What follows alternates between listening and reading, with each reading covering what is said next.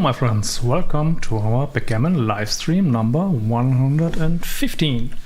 And yes, we do another one in English today, and this one is really a very special live stream for me, because I really wanted to do this more or less from the beginning on, when I started this project here on YouTube more than 1 year ago. But the problem was I just couldn't do it. So the question was how good was I in the old days, so to speak.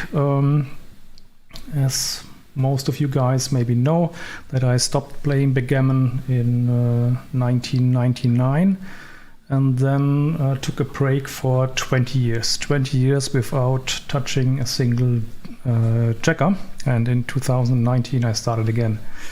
So, and since I entered all my matches into an XG profile, so I started with a PR of 6.5, so maybe I had a rough idea how good or bad I was in the 90s, but there was no proof. And because I gave up backgammon completely, I also lost all my equipment over the years, because I did not think that I will ever restart with backgammon again. And then only in 2019 I changed my mind all in a sudden. So, but it was clear to me that there will be most likely only one person in the world from where I might get some old matches of mine. And this is the German backgammon legend Harald Johanni. And so this was the publisher and editor of the famous Backgammon magazine in the 90s. And in the old days there were no video cameras and no automatic transcription or things like that we have today. So people were sitting on the side and were recording with pencil and paper, and then later on entering the games into a piece of software. So, and Harald Johanni had a rather big database. It was called Backgammon Base. So a piece of software where you could enter matches and positions, but there was no analyzing tool behind it. So yeah, and so I thought I have to meet this guy again. So for me it was not so easy to reach out for him. And finally, at the German Championships a few weeks ago in Niedernhausen in Germany, I met Harald Johanni, and believe it or not, directly at the tournament he gave me 5 of my matches from the early 90s. So this is super interesting for me. And yeah, and today I will match up against myself. So I will play one of these matches, and I will use this awesome feature on Heroes or Backgammon Studio, created by Terje Pedersen, where you can play through a match and be one of the two sides, or even both sides, and then directly compare your PR against the players. So you have a pretty good estimation of how good or bad you are compared to this player. Of course, we should never forget that the player played under stress or under tournament conditions, and with clock, of course. And here what I will at least do is that I take my time. I see it more or less like a set of backgammon problems. So it's a little bit unfair. So of course I have a decent advantage because I have more time, and I'm sitting here to relax here in my chair and not under tournament conditions. But anyway, it's quite interesting, and I've done quite a few streams in the past. There's also a playlist on my channel, quiz training, and some of them are also in English, where I compared myself against very strong players like Paul McGreal, Mochi, Dirk Schiemann, and Thorsten Lux, for example. And yeah, and today I will show you how you can do this yourself, and give you a few tips and tricks. Maybe you don't know how you can do this. So let me quickly switch to the... Yeah, here now I'm in Heroes. I'm pretty sure that most of you guys and girls already know this. And inside Heroes, you have this tab here that is called Practice. And then you are in Backgammon Studio. But what I usually do is, this was also a pro tip from Terje Pedersen. He gave this to me because I had this issue when I do this directly here in Heroes. And then you quite often get some chat messages which may be a little bit annoying or disturbing during the stream. So what I do, I will exit here Heroes now and go directly to backgammonstudio.com. So you find both links in the video description. So it's completely the same. This is fully integrated here in Heroes, so maybe you will usually prefer to start it via Heroes.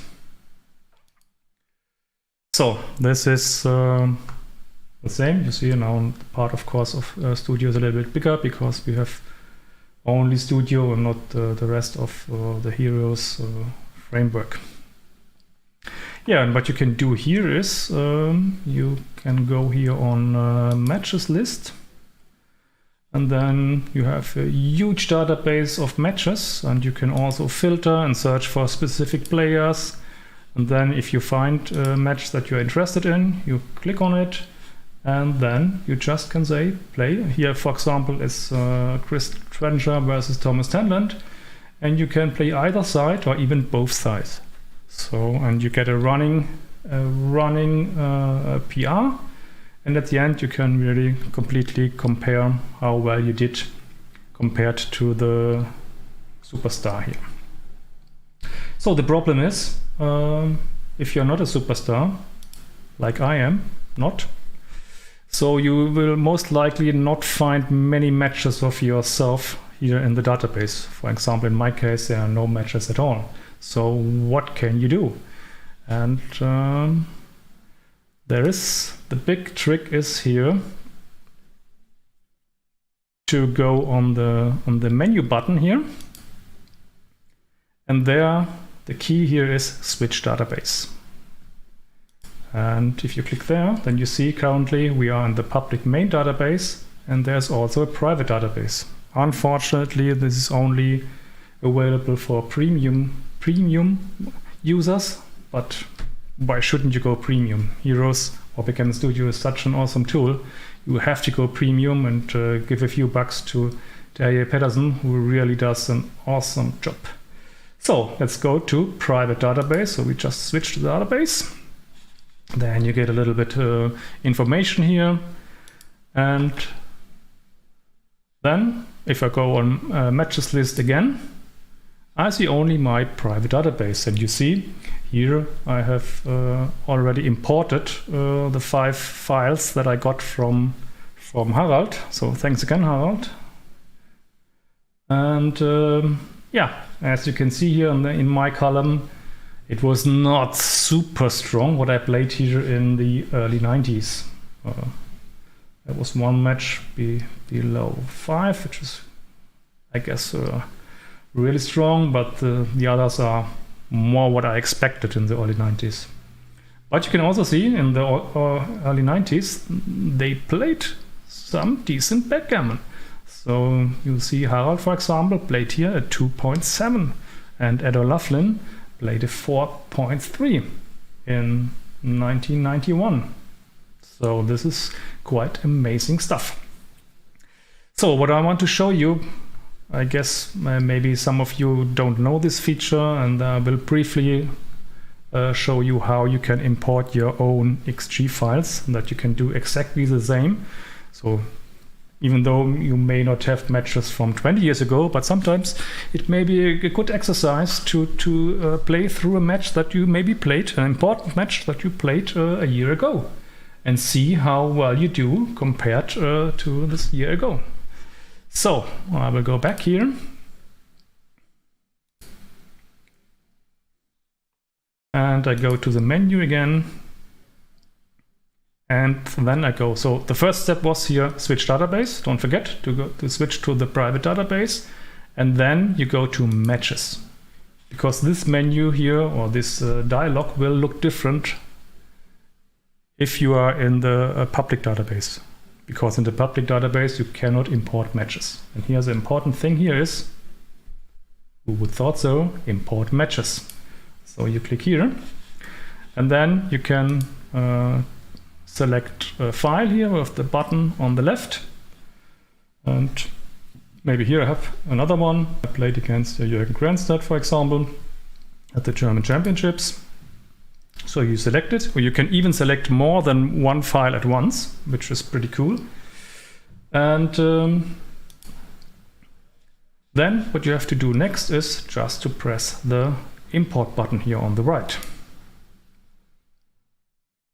And then it will take a few seconds, which I can take to greet my audience here in the chat. Hi Patrick, nice to have you here, and hi Marcel Jochen. Cool that you are around. So now at the end there should be something like all files done here. And then we can go back and go to our matches list again, and we see we have another match here. And of course you can do some additional stuff. You can here, you select a match, and then you go on match info, and what you can also add here is this XG report. If you have worked with the database here, you see that usually they have here an overview. And this also I had to find out how does this work, because you can here upload match report. The question is, what is a match report? I have to be honest, I did not find it out myself. I had to ask Terje Pedersen, who of course as usual answered in a few minutes and sent me back the information via mail. So the trick is, maybe I should have known, but I did not use this feature. If you go to XG, let me find maybe this match. There is this file export, and then there is game or session to HTML. This is what we need.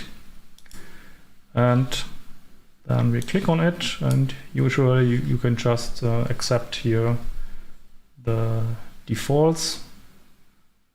Yes, we don't need to include download of match file, but anyway, and you can change here the players' names if they are not correct, or you want to modify slightly to make it look better.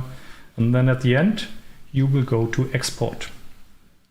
And usually if you don't have changed your folder structure in XG, it will be below the usual Extreme Gammon folder where all your usually your positions and your matches are stored. There's a subfolder exports web. So this is here by default. And now let's do an export. Do you want to see changes to the pages? Of course, then it would open your browser and show you, which we don't need now. And then we go back to our Backgammon Studio, and then XG report, we can go on the plus, and then we can select file. And then I go to this export web folder, and for each match there should be one directory.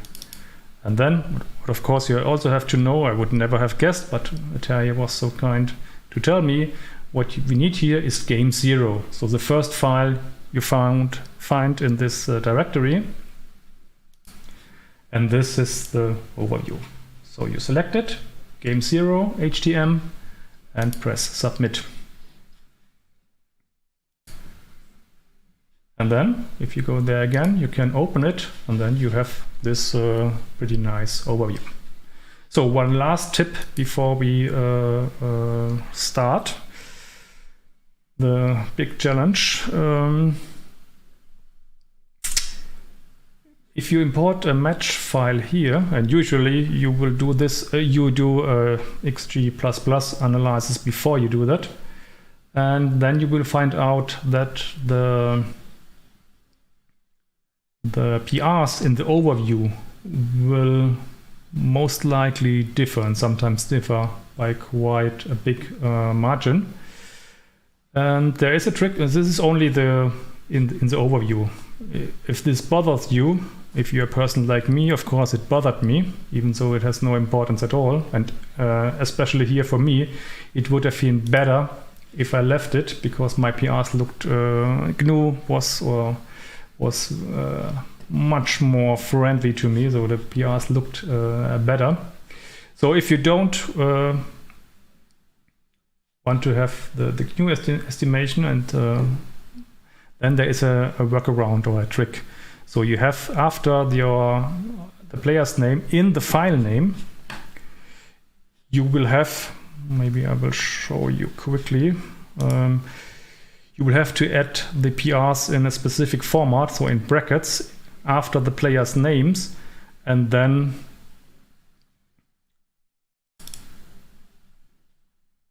it will automatically, the software will automatically take these PRs from the file name. So let me just quickly check.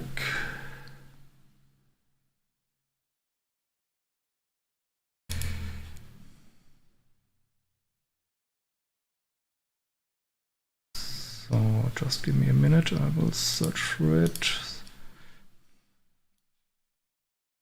So in my case, the files are used, the file names are modified in this way, that after the name in round normal brackets, I will enter the PR from the XG++ analysis after each player's names. And then these PRs are used in the overview. So much for the technical side. I hope you guys found this useful, so you're able to use this wonderful function as well. So now, I guess, we can start. Of course, I have to take Johanni's wonderful match here, since he gave me these 5 matches. I think I owe him this honor to display his skills here, even though I will only play my side, so we will not see much of Harald's action. So I will just click on it. So we see 9.5, so it should be, hopefully it should be not such a big task for me to play better, but you know, even today I sometimes play a 9 or even a 12. Everything is possible in Backgammon, and sometimes you just have difficult decisions or a bad day. So, as I mentioned before, you have 3 options. Play one of the players or play both sides. So in my case, I play the part of my side. And yeah, maybe I will switch scene, that we have a little bit modified view here. So this should look a little bit better, and I make my camera a little bit smaller, and then I think we can start. So as many of you have already seen in my previous videos, you always have here this 5 options. So just to recap, there's not only this match replay quiz, you can also quiz yourself on a specific type of positions. So I've done, for example, some quizzes on the third move and things like that, if you want to really practice on a very specific area and make your game stronger there. So, and we always get here 5 options if there are 5 legal options. So sometimes this helps a little bit. Another advantage for us here in the quiz mode, that we get a pre-selection of 5 moves. So I have seen it in the past that I would have chosen another move, and luckily it was not in the list, so it was easy for me to avoid the blunder. Okay, then we just have to click on the move you want to do. You can take a look at different options, and then if you're fine, you press submit, or if you go on undo, you will get the starting position again. So here, obviously, it's quite easy. We make our 5 point, and then you immediately see here a little table with the moves, and you see the equity gained or lost compared to the player and compared to XG. So and this time both columns remain in 0, obviously, because I and XG, I in 1992 and XG agreed. That's why we have a difference of 0. And just to make it clear, even though I did the analyzing on XG++, I did not take a look at this match. So this would only fool myself. So I see all these decisions the first time, except that for 30 years ago I have seen them, but you know that I forget things that have happened a few hours ago or 2 days ago. So of course I do not remember any of the decisions here 30 years ago. Okay, so 6-2. I guess we will hit, of course, and I guess it's strongest to hit in the outfield. So let's go for this one.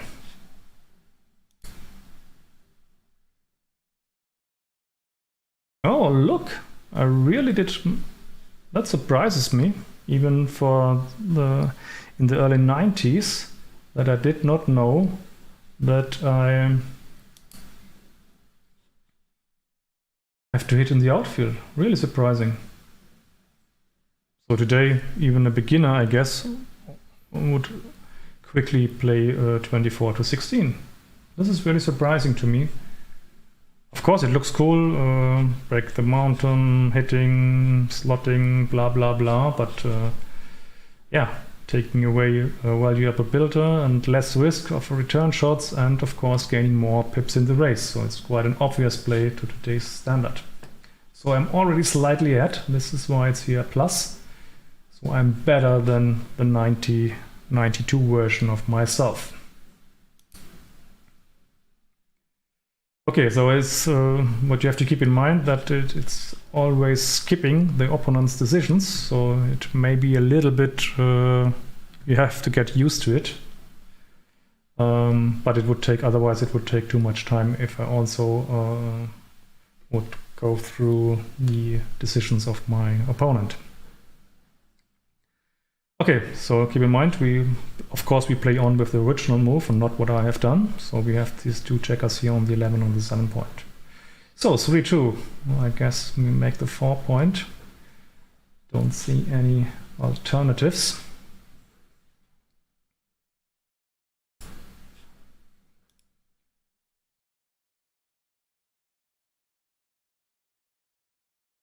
So now we see the column in the versus player. The number in the versus player column did not change. It means I made the same, not the same mistake, that's the same move. So next move, 4-3.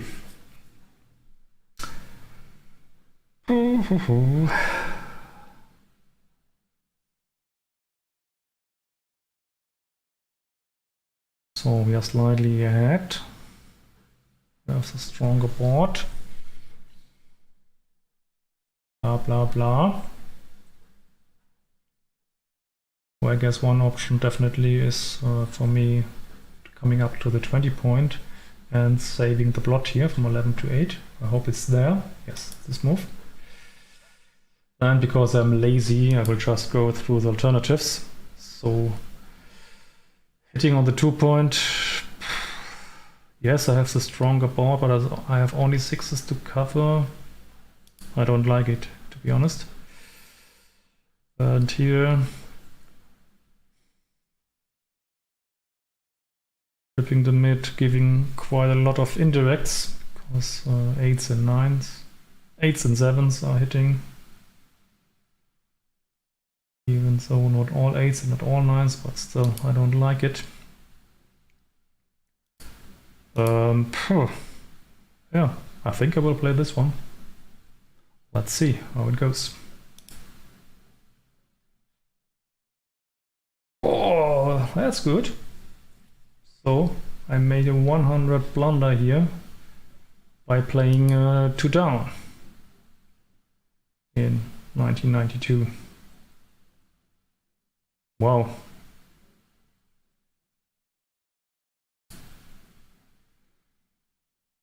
Yeah, it seems quite obvious to me now that giving so many indirects and what can I gain and what will I do with my 2 back checkers? Huh? I'm ahead in the race, so yeah, I have to do something. So definitely improved here compared to the 30 years ago version of myself. So I got hit, or I got punished for my blunder, and now for 3. I think you can also move by drag and drop, but sometimes it says if it's not exactly the same here notation as a result, it may say that's not in the list or something like that. So I guess we have to enter, that's forced, and then hitting, yeah, why not?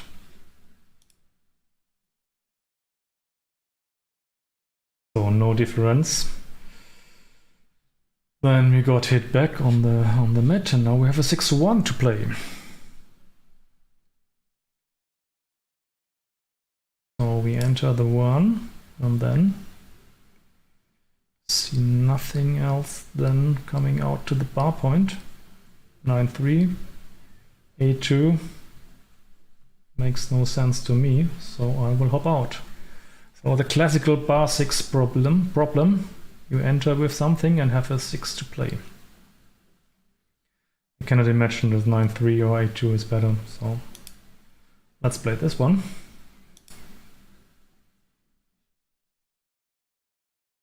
Ooh, I should have imagined. I make a big blunder here. So in 1992 I played much better. So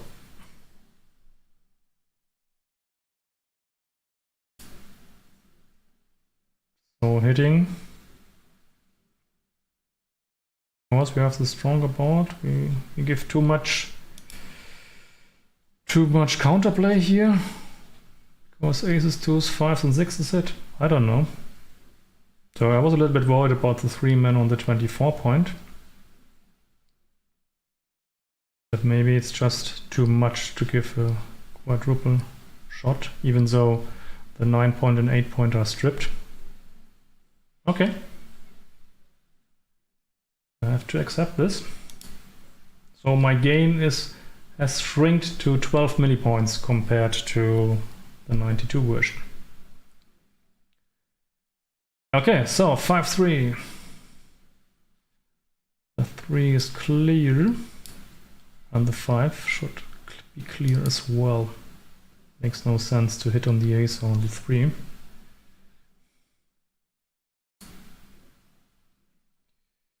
So next move. Here we are asked if we double or not. So we have a comfortable race lead, 31 pips. Opponent is on the bar.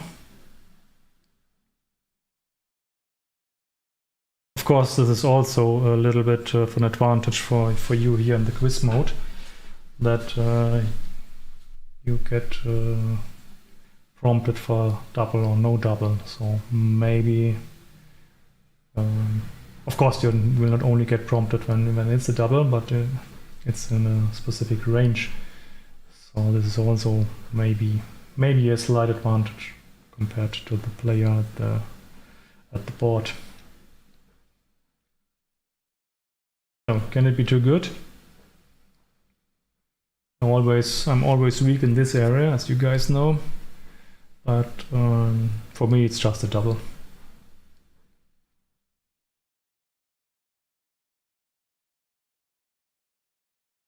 Let's see. Okay, was a double and the opponent passed. So we are through the first game. I think there were 7 games altogether. So next game. Opponent started with 6-2. We have a 4-3. So today this is pretty much standard that we play here 21 and 9. I would not be too surprised if at these days I would have played 8-1, which is not on the list. That's good. So I think it's pretty clear to play 21 and 9 to duplicate the 2s, and we avoid with our split the place where the opponent would be more eager to attack and also has an attacker more, so the 20 point. So 21 point, I think it's a perfect point to split to. Okay, also done in the original match, and now we have 5-4. So of course the options are making the 20 point or entering on the 20 and hitting.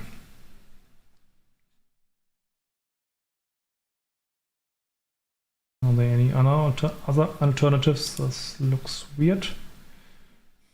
Well, the issue here is that I have nothing except that I put a man on the roof.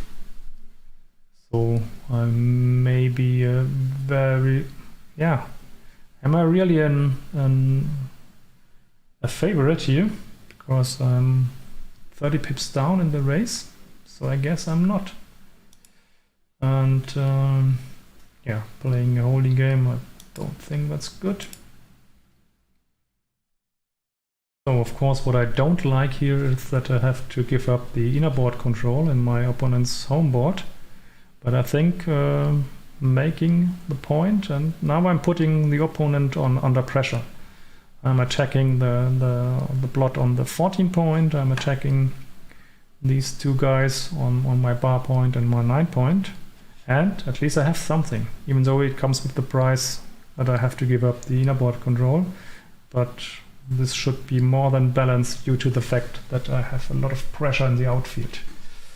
Now, let's go for this. And I'm pretty sure that I did hit. And I hope it's wrong.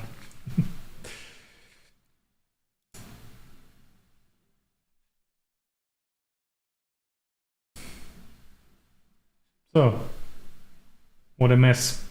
So it seems that I did not learn much in these 30 years. So I played much better at that time and did just hit instead of making the anchor.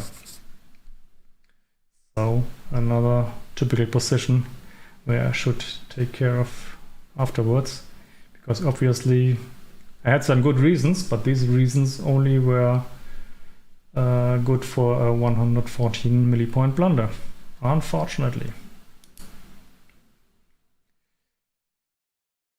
So now we dance, we have to submit this as well. And we get cubed here by our super strong opponent Harald Johanni, who is down 1-0 in the 9-point match against Blunder Rainer.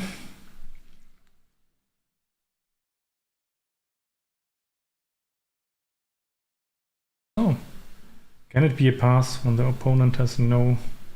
So doubles with only a 1-point board are rare by itself, but double passes are very rare. So even though, of course, if he rolls a 2 and a 4 combined by a 1, 3 and 6, I have 2 checkers on the roof, but at least I can enter with a 4 and anchor. Yeah, I cannot pass this. Sorry if I make the next blunder, but passing is not an option for me here. And I should click on take.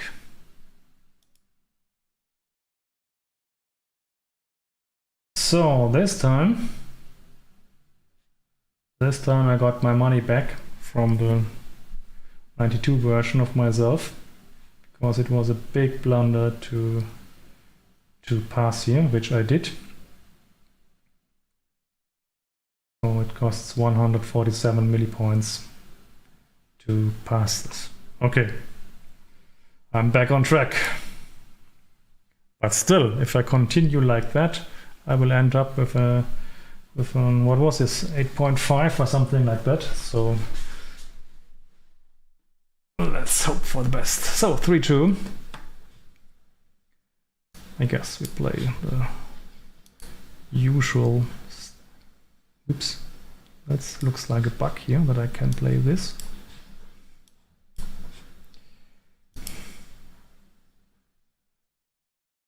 So next roll, 6-1. We have to enter with the 1, of course. And then could play super cool 11-5. Just because the 4s are mildly duplicated, but I guess this is just nonsense. Of course 8-2 makes some sense, because we reduce opponents' covering numbers.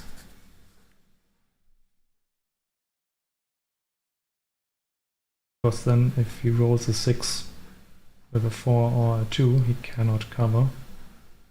But I still prefer, especially because of the stripped 8-point, I prefer to run out here. But I'm far from sure, as almost always.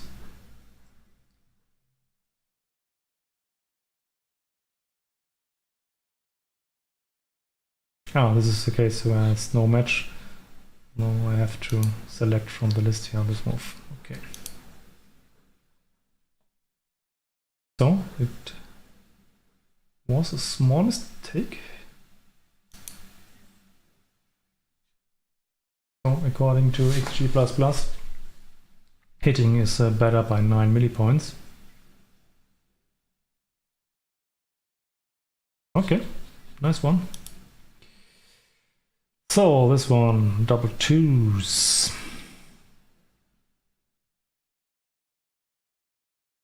So my first instinct here is making the 4, making the 11 and splitting.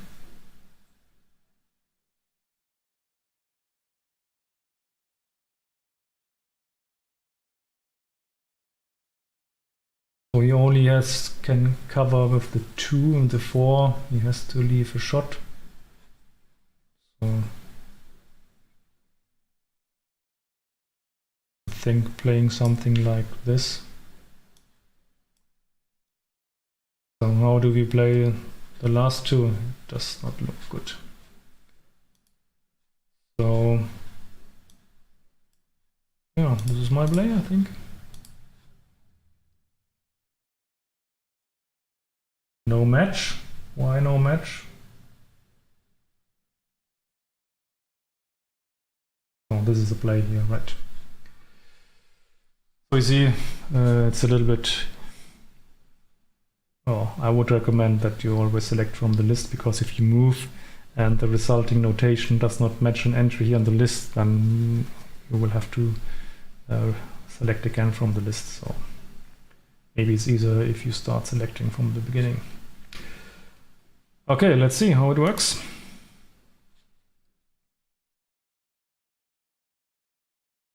It was played by me, but XG again thought it's better by 12 millipoints to just make the 20 point. Wow, wow, wow, wow. Okay, not a big deal. But I wanted to put pressure on my opponent. Of course, you can always argue with this reasoning. Opponent has an advanced anger. You also, so the urgency for making an advanced anger yourself has increased by quite a bit. But I thought I can put pressure on my opponent with this play. Anyway, it was only 12 millipoints, not a big deal. The challenge here will be settled on other bigger decisions. So 6-2, this looks easy. So we have to enter, and why not hit? 5-3.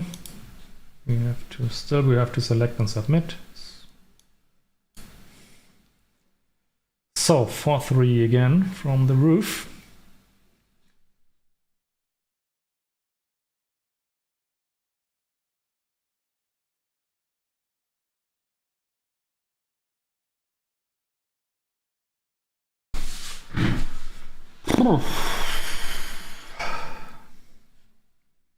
I think it does not make much sense to play very calm.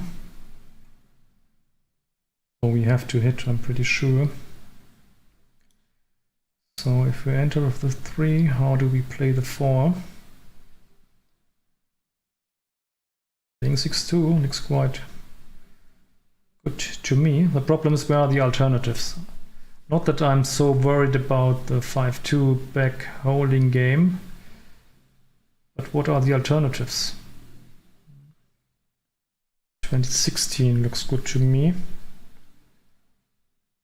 I don't want to give up the 8 or the 11 point, and I don't want to play 13-9. Why should I strip my midpoint and expose a blot in the outfield? So the decision from me is between 6-2 and 2016.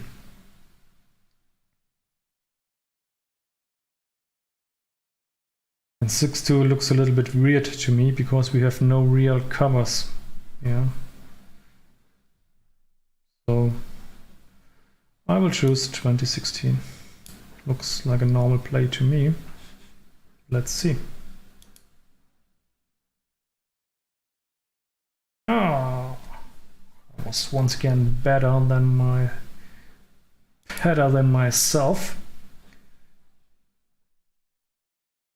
Wow, what did I do here? But even the double hit is almost a blunder here. 76 milli points. And what did I play here? This is real rubbish, huh? So let me just take care quickly of this annoying stuff in the chat.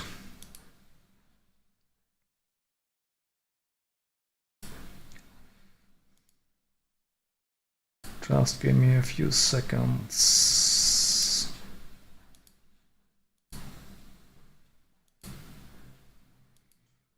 The annoying thing is that even though they look alike, they are different accounts, which means I have to select each of them and report it to YouTube.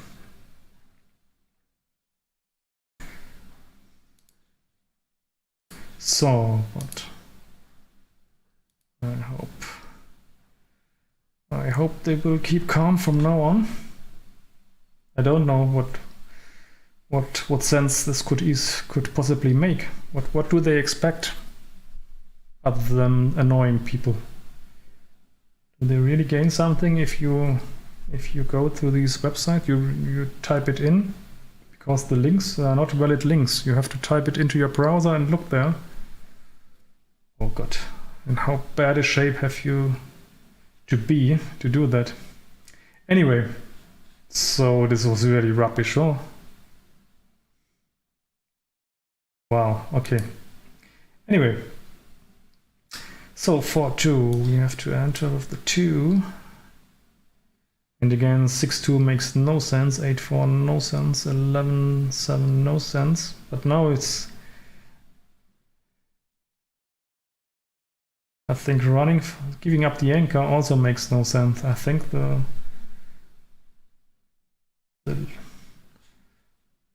smallest disadvantage is 13-9, no?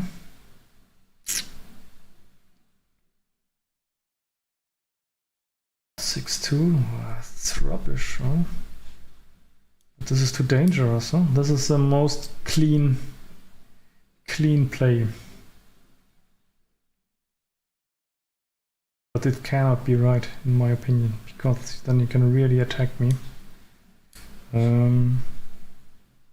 Yeah, so I have to choose between, in my opinion, between 6-2 and 13-9.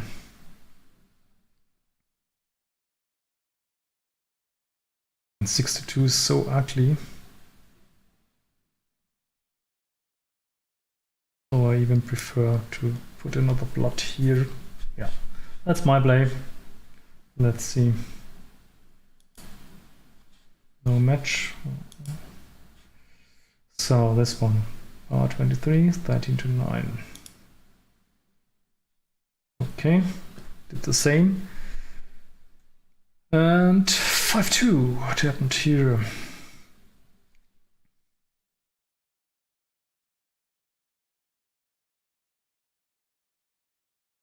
Making the 9 point looks quite attractive to me, because then I block the checker on the 22 point, or the anchor if you roll the 2.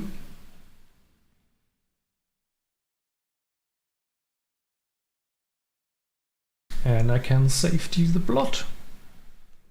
So what else should I do? You could run out. Duplicating force.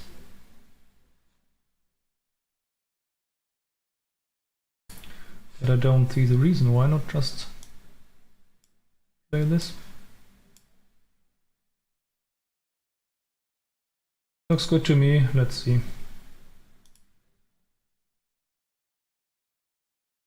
I outplayed myself again. That's good. That's good. Oh.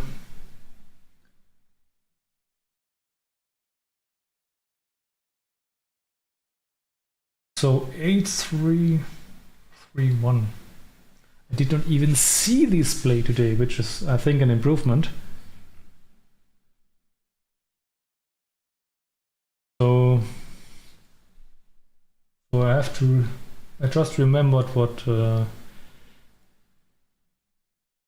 Matthias Pauen said when I met him on Galaxy in the chat, that he made some kind of remark when I made a stupid move by hitting where it was wrong, that it was the same as in the 90s, that I could not resist any blot and hit everything I could. And also Dirk told me this in our private training sessions, that I have the bias to hit too often and too much. So as you can see here, I really did. What a horrible move, oh? What a horrible move this is. Yeah, giving up the 8 point, starting a blitz with 3 back checkers, and the opponent already has the advanced angle. That's really anti-backgammon, no?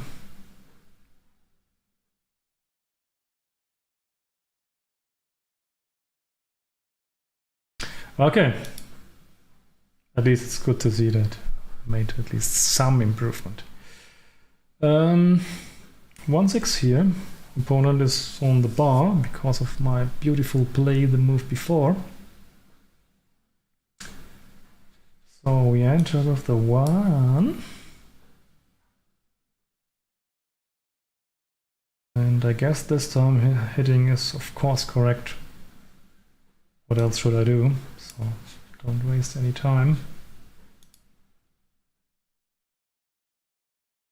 And double 6s next time. Oh, I could make the 2 point. That's what I'm seeing here.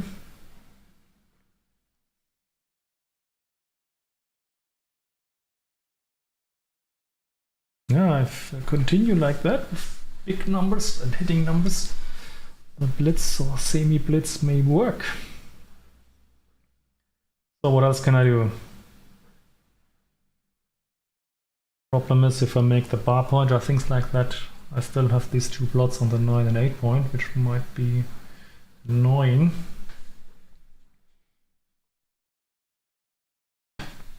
So I guess I will play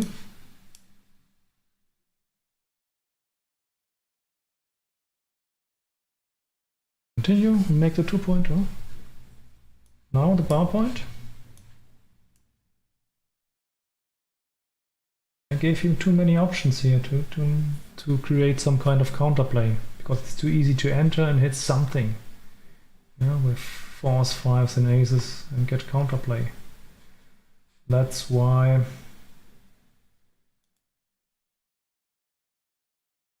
Let's go through the alternatives. Why give a blot?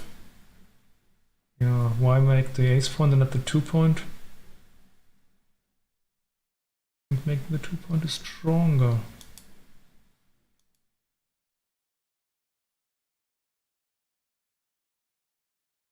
I go for this one.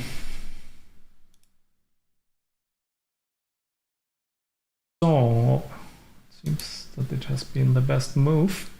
And my original play, no fear at all, no? Making the bar point and then hitting loose. As if we had the stronger homeboard, huh? And if we are behind in the race or whatever. Wow. Okay. So 6-4 we danced. 6-4 we danced again. And now we have a 4-2 from the bar.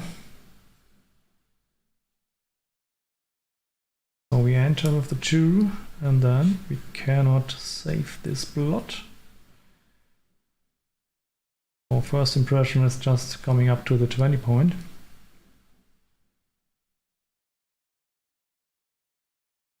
I would not be surprised to see me play in 1992 playing from 6 to 2, because there's a blot, you have to hit it, huh?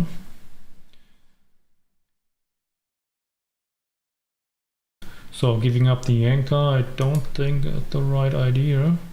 Hitting is not right. I think this one is good, oh. And this, yeah, I don't see the point here.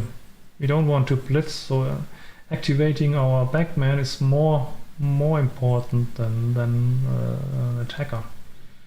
So I'm pretty sure that this is the one I want to play now.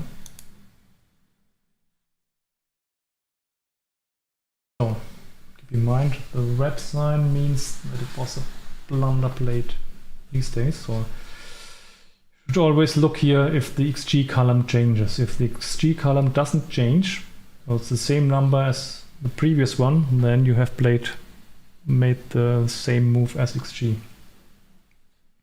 So this just means I made another bad play here. So I played this one. Yeah, because I want to attack, hit. That was in my mind.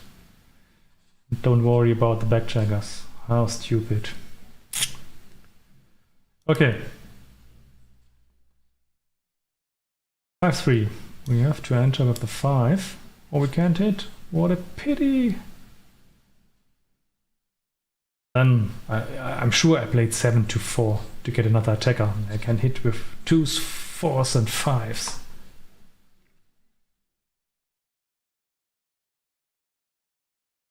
And I think I just want to play this boring play here. Let me check. 4-1 looks stupid. Running out. Yeah, why? Yeah, just waste time if I get hit. I don't think this is... Yeah, it's not so bad if I think about it. Okay, this makes no sense to a slot. Yeah, this looks a little bit stacky, but at least I get my full roll next time. Almost guaranteed.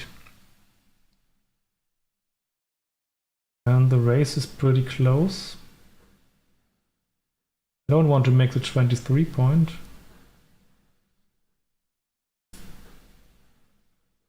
Yeah. I just played this, looks a little bit boring. Of course 4 checkers on the 20 point, not so super sexy. So I have to choose between this one and this one, in my opinion. But then I have no spare at all on the 20. Yeah, and I have to hope that I roll a 5 or 6 to activate my back checkers. So here I have one spare too few, and on the other I have maybe 1 spare too many. So I think this looks boring, so it could easily be the best play. And it was. And I made a slight error by playing 7-4. I told you I need more attackers, more hitters.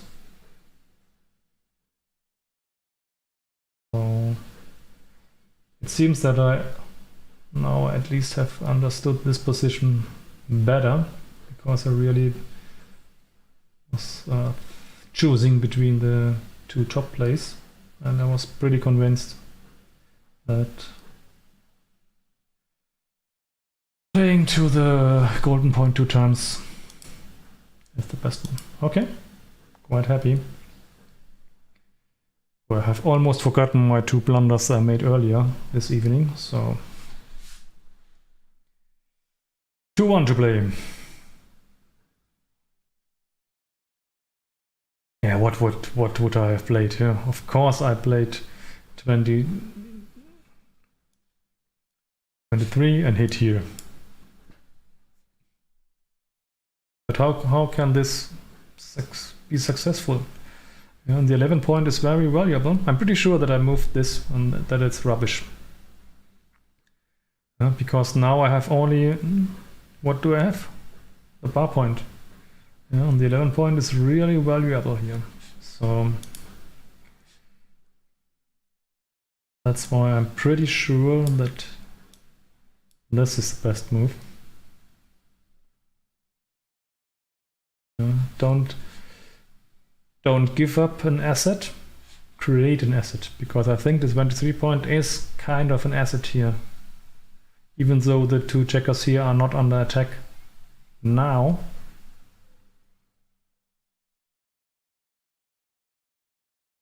So what else do we have hitting? That's a wrong hit. I'm pretty sure that I did this, but I'm pretty sure it's not right. Even though you can argue there are 2 more plots in the outfield. But really, blitzing with 5 men back. No, I don't like it.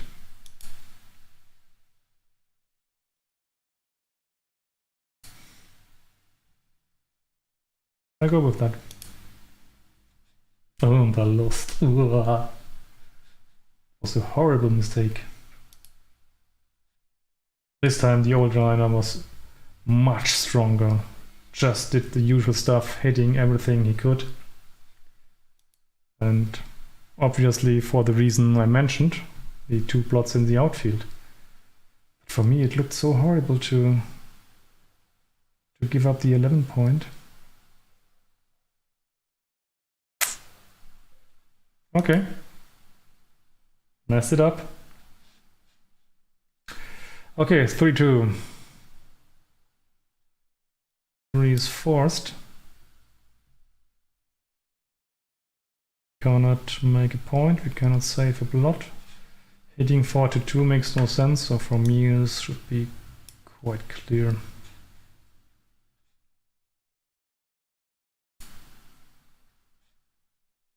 Okay, this one was right. So another 2-1. So now we could either make our 10 point or our 9 point. 9 point is kind of nice because it also takes a look at our 3 point. So if the opponent comes up, we have maybe something to attack. And of course, if we make the 10 point, we have a 2 to play, which we will probably play 20-18.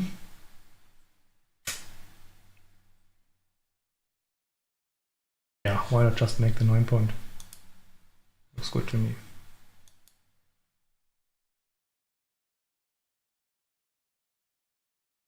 So I made the same rubbish move as in 92. Making the 9 point.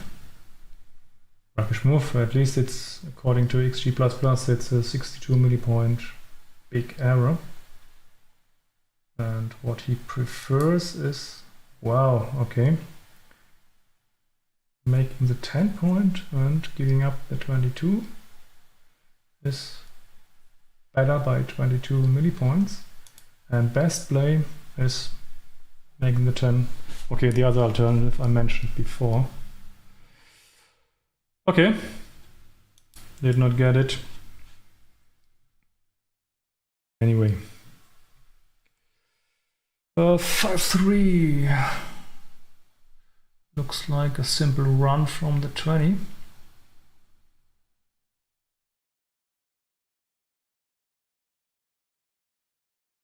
Or we could even make the 17.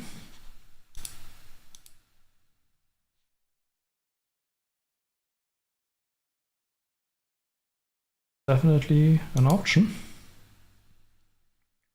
This is no option.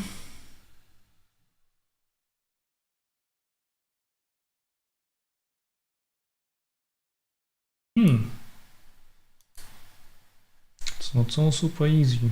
So for me it's between this one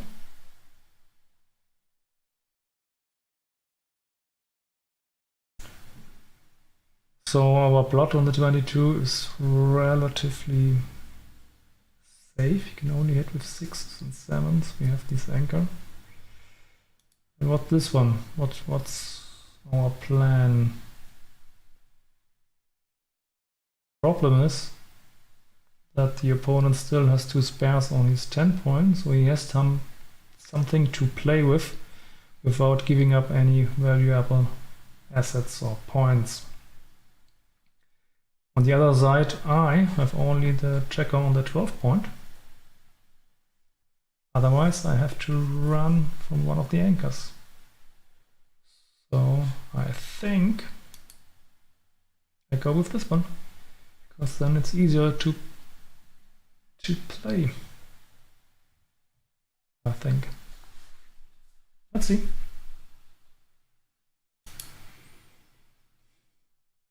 So I was correct, and I played 20 to 12 in the match, which is only a 44 millipoint error compared to this one. Okay, at least I found a better solution today. So 6-1. 6-1, what do we do here? It makes 3 point, but I don't like to give him a blot on the 9. Oh, but what can we play?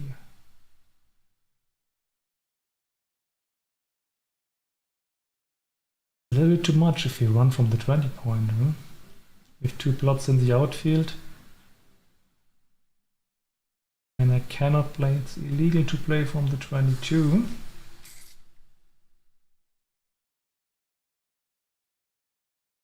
So maybe something like 12 to 6 and 4 to 3. This is a candidate. Yeah. It's number 2. So keeping everything.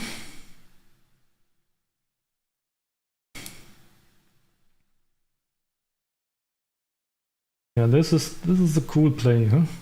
But giving 4s, 5s, and 6s, this is too much. Okay, we have the 22 anchor still as a backup plan, but I think this is too much.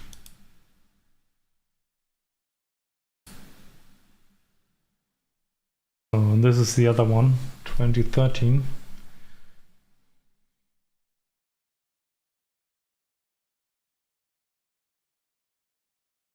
And this is an option. Definitely an option here. Blunder potential, definitely.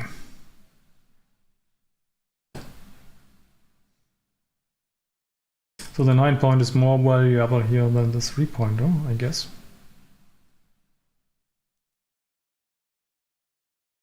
What do you play next if we do this?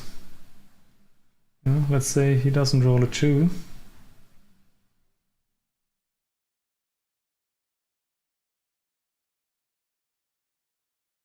And then we have to run from the anchor. Maybe we are forced to run. Or we have to give up the 9 point.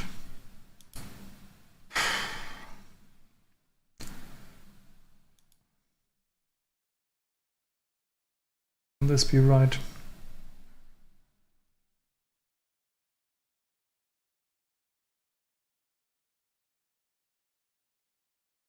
Yeah, here at least he has force. Force is slightly duplicated. Also wants to come up maybe. And if he hits, he has to give up the anchor. We get some counterplay. I think I like this one. Because the alternatives are just too ugly. Yeah, this. Even after a non-hit, I'm not really in a good shape.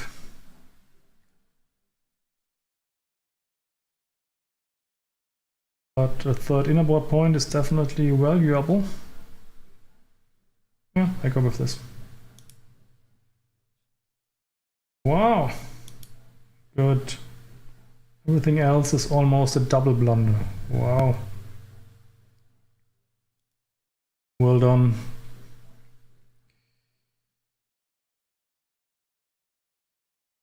So, double fours to play. Looks pretty obvious that we just jump out to the 14 point, right? There are no real options.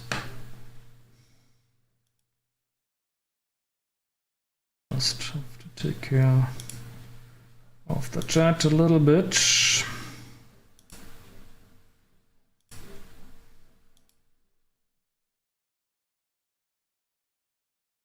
Sorry guys for the short delay.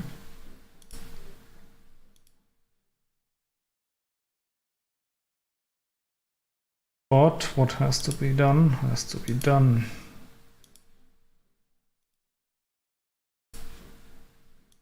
We have to keep things clean here in the chat.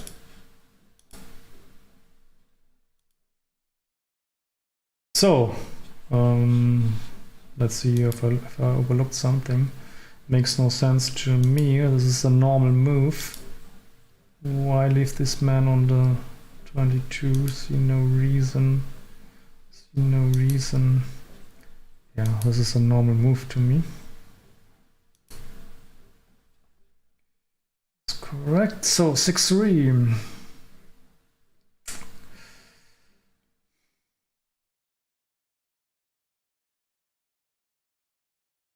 So I can give up my anchor and make a 3-point board. Still quite dangerous to get attacked with 4s and 5s.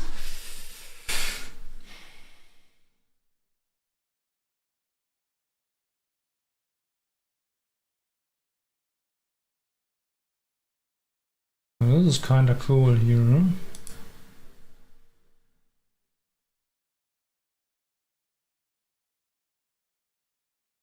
Still, the hits are pretty strong here. So what do we have here?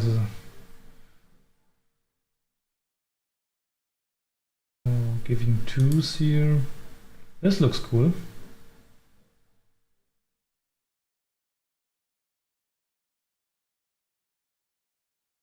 This looks cool, huh? Just making 3.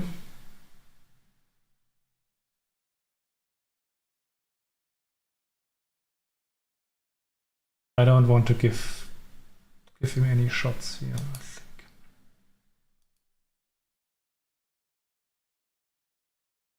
Yeah. Then let's just do this one. Okay, was right. Then double 6s. Oh, we are ahead in the race, so we will race. Pretty sure there's no alternative to 20 to 8 2 times.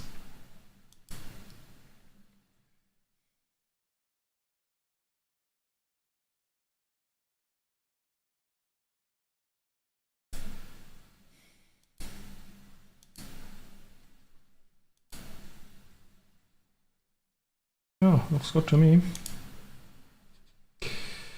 So, next roll, double or no double. What do we have here?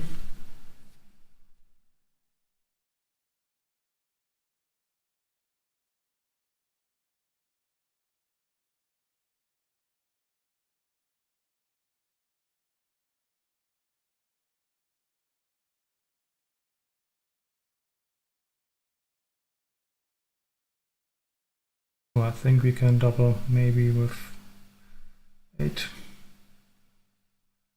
pips lead, something like that.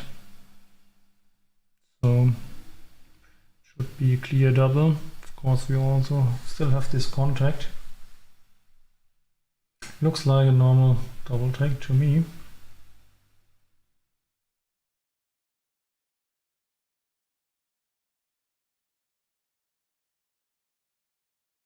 Or a double.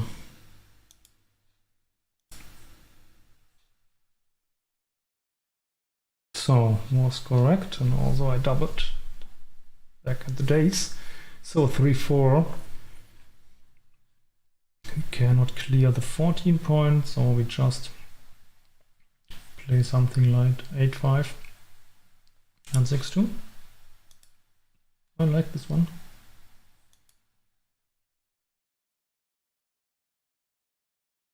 XG slightly by 4 millipoints, prefers 8-5, 8-4. Okay. So next one is a return. You still can't clear. You don't need too high numbers or double two, double aces. I guess 8-5, 7-5.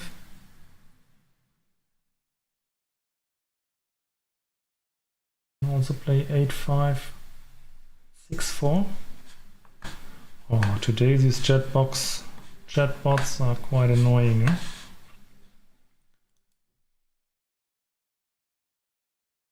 Let me just quickly get rid of them.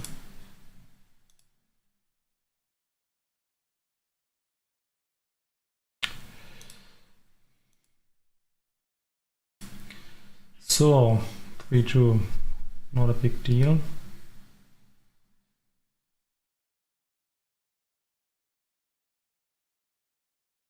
Okay, I play 8-5 and 7-5, why not?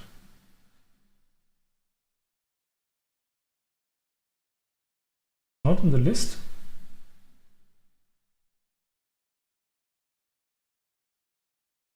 No, this is the case where I avoid a bigger mistake, because the move I want to make is not on the list.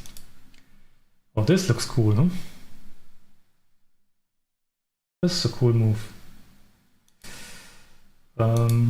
I guess then it has to be this one, huh? Keeping another spare, another 6. Okay.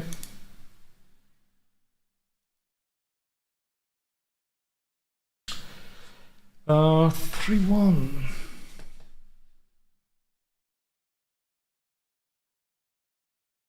Let me see how bad my move would have been.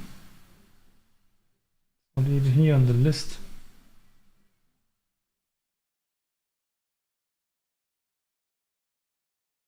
What? 8-5, 7-5. Okay. Anyway, so 3-1. Still having trouble to clear.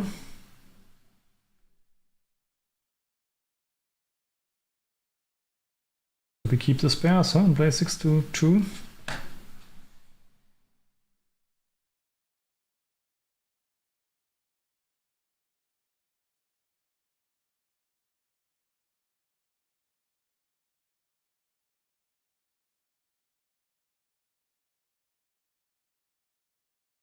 Is this right?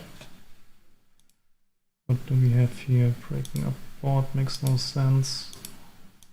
Yeah, 6-2 looks good.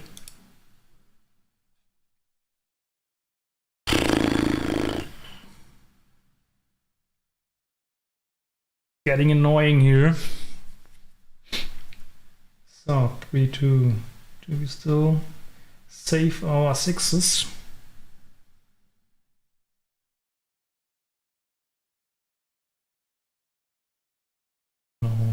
I play 4-1, 7-5. This one. 6-1. You have to roll something without a 1, 2, or 3. Except double 1, double 2s. We can't. So I guess we play 5-4 on this one. 6-5, finally we got it done. 5-2. Play.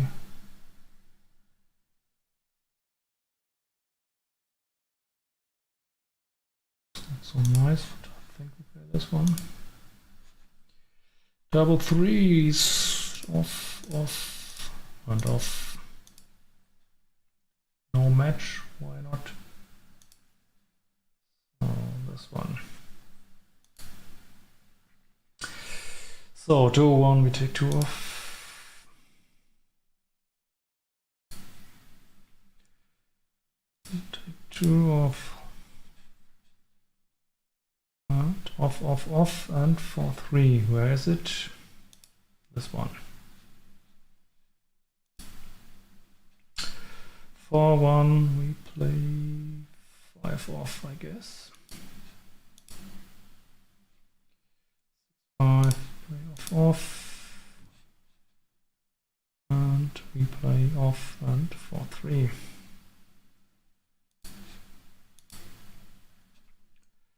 For 2, we play off and 3-1, and then we are done.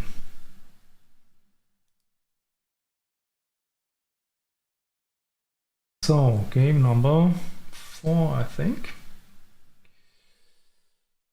So, of course, we always slot it these days with aces.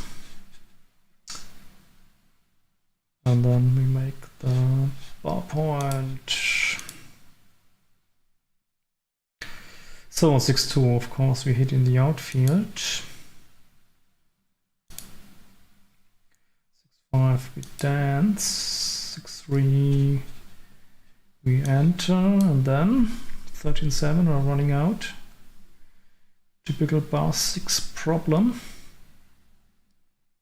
And since we are ahead in the race, even though slightly, only slightly, I think I want to run out, and strip midpoint also points a little bit in this direction.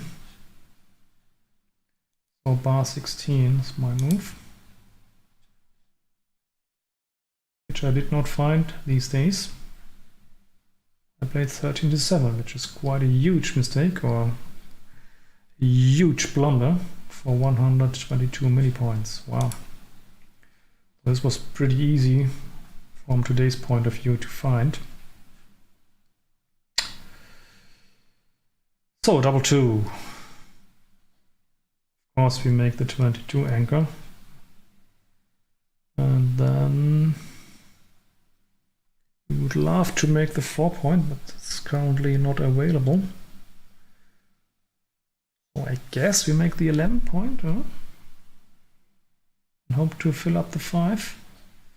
Because if we make the 5 now, it's a little bit front loaded, so to speak. Yes, we have the 5 point. But we made it with the wrong checkers. We want to use at least one of the 3 spares on the 6 to make the 5 point.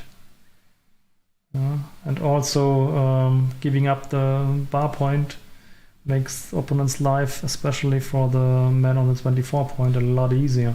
I don't like it. This looks quite natural to me. Maybe I did hit the overtimes. Oh. When giving a blot, I don't see the reason why. We are ahead in the race. We are pretty fine. This is my move. Which I did as well, but seems to be a pretty sizable mistake. Okay, this one, the front loaded, was correct by 69 millipoints. Okay. Don't know why, otherwise I would have played it that way. So another double 2. Now we can make the 4 point. That is cool. And then what do we do after that?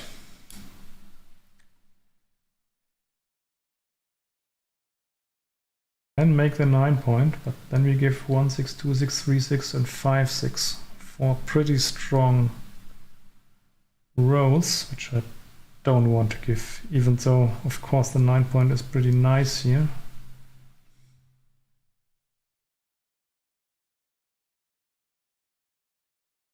Then I guess we play something like that. Huh? Let's check here. Putting plots there makes no sense. I guess this would be my move. This is super cool, but I think that eight good sixes is too much.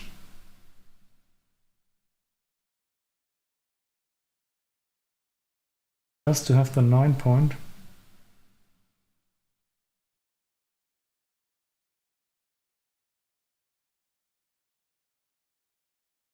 So what's that for? Playing 8 to 6 2 times after making the 4 point. No, I don't like it. And the 2 point instead of the 4 cannot be right. So I go with this one. That's correct this time. So 5-4. Yes, we are ahead in the race. We could clear the 11 point. But I somehow feel that we need a little bit of structure in the outfield as a replacement for our gone midpoint to connect to our 2 men on the 22 point. That's why I'm playing with the idea of just making the 2 point. Let's see, giving up this one. Why and plotting this one? It looks good to me. Why plotting? By plotting? No. Oh, so 11-7, 11-6 is not even in the list. Okay, let me go with this one. Double fives. Now it's getting a little bit ugly. I guess we have to go to the 6 and to the 3 point. Of course, we can also make the ace point and keep this mini block. So we don't play anything from the 7, that's for sure.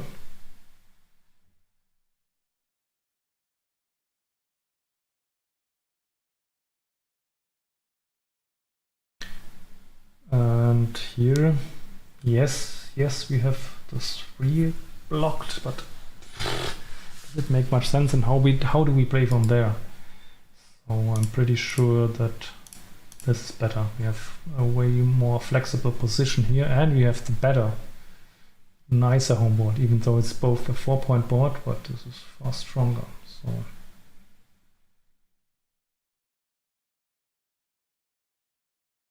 let's go for this one.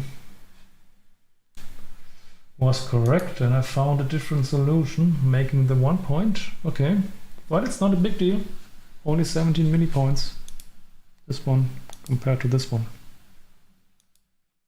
So, and here Harald doubled us.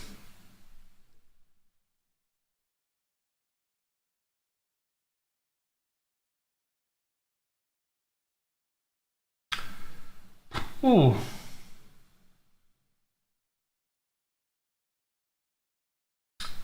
So the thing is, we are ahead in the race, but of course this comes with a pretty big price, which means we have the far worse timing. We might lose the outfield control, but on the positive side we have this racing lead, and Backgammon after all is a race, and we have the stronger home board, which means if we hit something,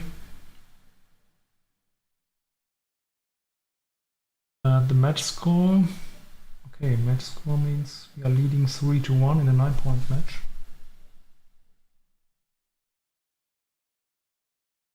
So if I win, I come to get to 5-1, 4 away, which is quite attractive.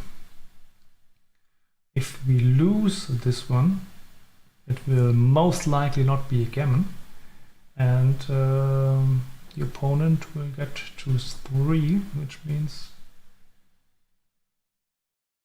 6 away.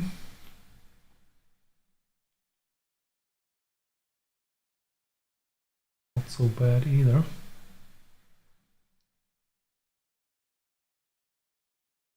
Yeah, of course, we might lose the outfield control.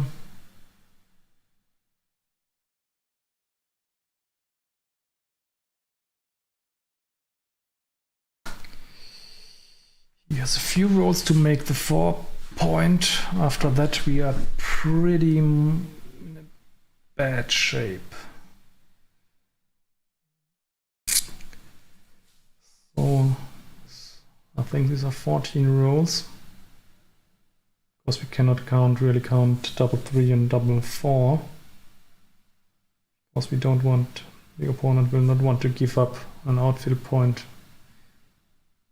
so easily for in exchange for the 4 point. Cool.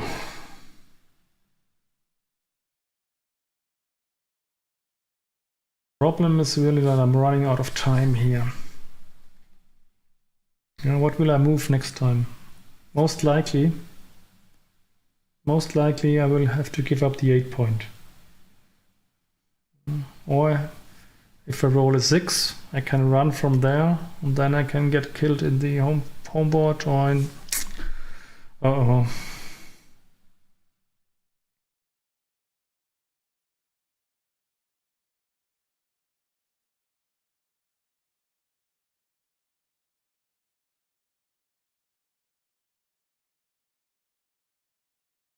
So what will he do if he doesn't roll the small numbers?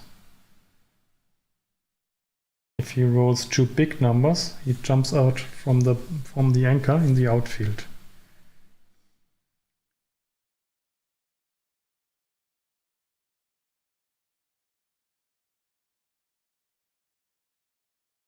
Is this really enough that I have a 4-point board and get some fly shots and they hope to roll double 6s in a few rolls?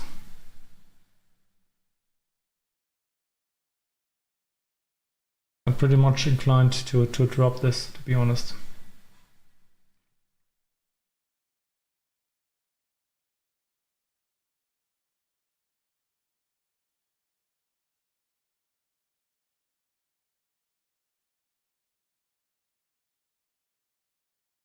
I think I want to drop this.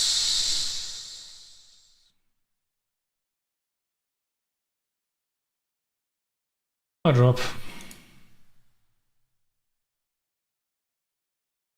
Oh, made the same mistake 30 years ago. Nothing learned.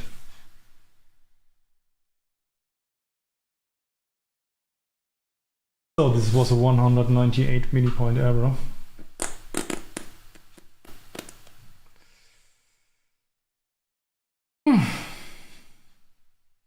Yeah, but you already heard through my discussion that I was far from convinced. And that means usually you have 50% of doing the wrong thing because you are just guessing. Okay, here we know that we split, so it will be no surprise that I have slotted because it's 1992. So I get some milli points here for free, just because I'm older and know what XG says, all the new programs.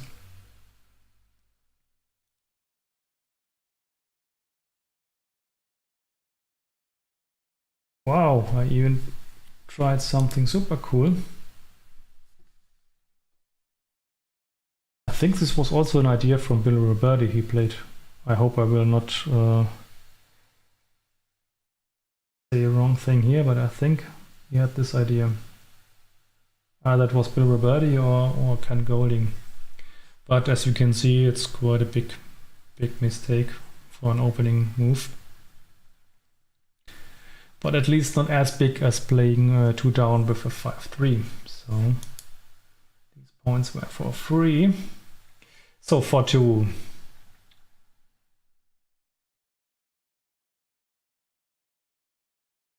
I will play one from the mid, that's for sure, but which one?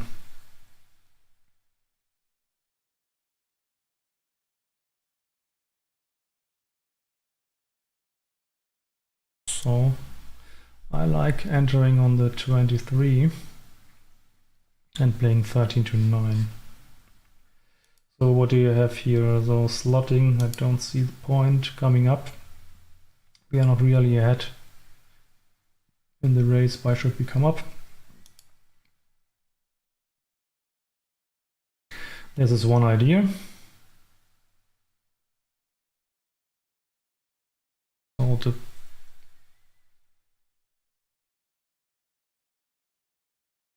we don't have to be worried about our plot on the 11 or on the 9 point, because we get, in both cases, we get a huge amount of return shots.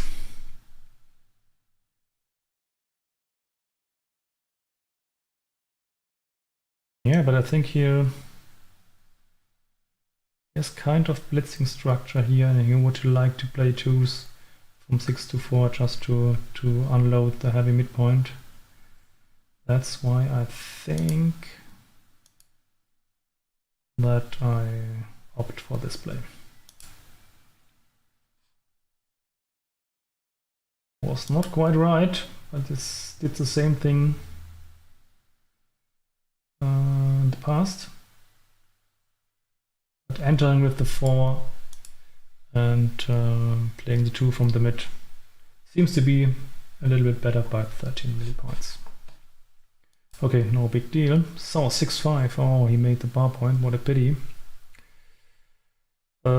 See no alternative to making the 3 point.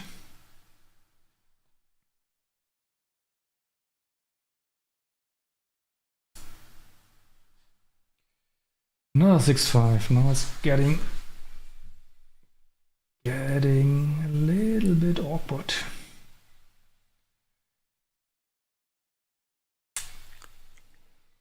Oh.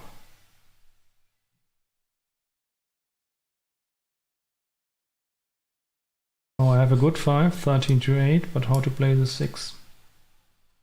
Yeah.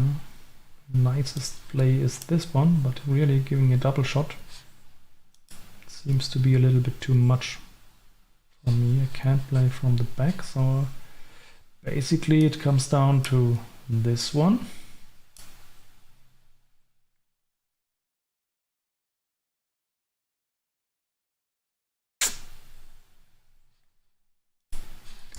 And of course the safest play is this one. Yes, we are slightly ahead in the race, which slightly also calls for safety. But we have a lot of work to do for back checker, which more or less calls for more aggressive actions.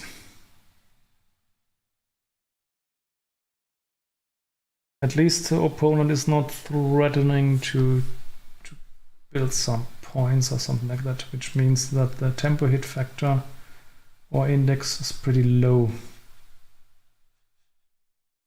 which argues against hitting here.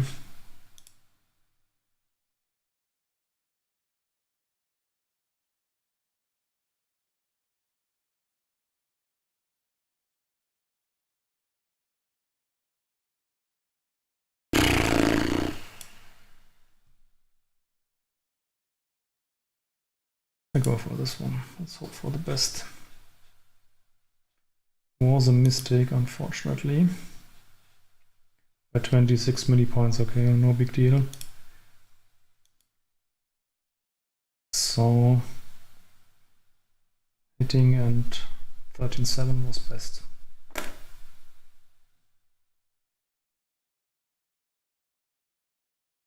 Okay, now I got a little bit of a hint here, unfortunately, that I have a pass here. So sorry, that's the way it works here. So I get the next decision for free to obviously drop. Anyway, would I have dropped the other play? Now I know it's a close take, but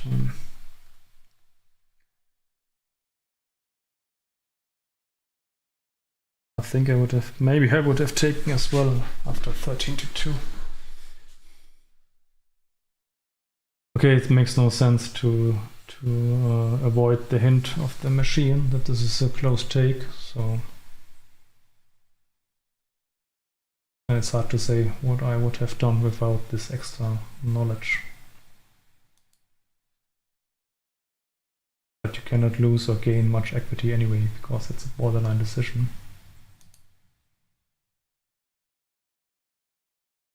So, over the board I dropped. Okay.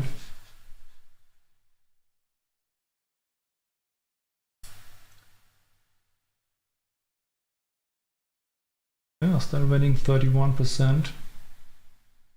But of course 24% gammons is quite a bit. Okay, let's continue. Now it's 3-3, so 0-0 in a 6-point match. Or -1 in a 5-point match. 5-2. So opponent played 5-2. I think we should mirror here. Huh?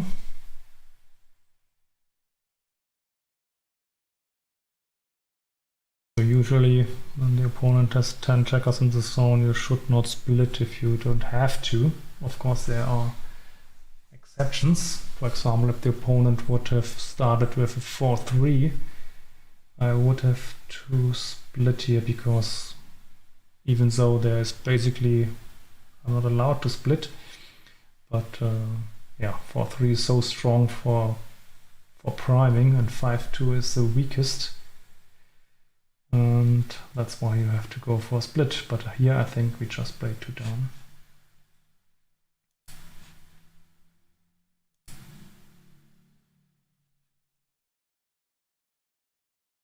So was it right? It was right, and splitting would be a small mistake of 20 millipoints. So 4-3 in the next. This looks easy. 8-4, and then 13-10, because it's really dangerous here with 11 checkers in the zone. Meanwhile, I think it's pretty clear. We don't want to slot. Why slot 13-10? It's not so bad. And splitting is really dangerous here. We are behind in the race, so we do not even gain so much if it goes well. And it's a huge danger here. But I would not be too surprised, because the concept of checkers in the attacking zone was not known in the 90s. So at least it was no public knowledge. So maybe there were some avant-gardes who knew this concept, but unfortunately I was not one of them. Anyway, then we just play the normal priming non-splitting move here, this one. I did the same. Okay, cool. Not too bad. So now we make the 5-point, why not? And now we have to decide double or not. So 6 away, 6 away. Yes, it looks a little bit strange and awkward, the position. We have a shot. The opponent has his dead checker, semi-dead checker, the third one on his 3-point. But still, we are behind in the race. If we don't hit, we have not so much, but this could easily be one of these positions where you do not have that many market losers because of your own strong rolls, like here the 3s. I guess the 3 combined with a dance is, I think this will be a market loss, but far away from the 25% we need according to O'Hagan's law in an otherwise equal position. But here the question is, what will white roll the next one? Even if we don't hit. So he's stripped in the outfield. May there be market loser not because we roll a 3 and he dances, but because we miss and he has an awkward roll. And you have awkward entering numbers. Something like 1, 5, 1, 4. Yeah, we have definitely the stronger structure. It could easily be a double here. Yeah. Because we have a timing advantage. So here, as quite often, the race deficit gives us a timing advantage.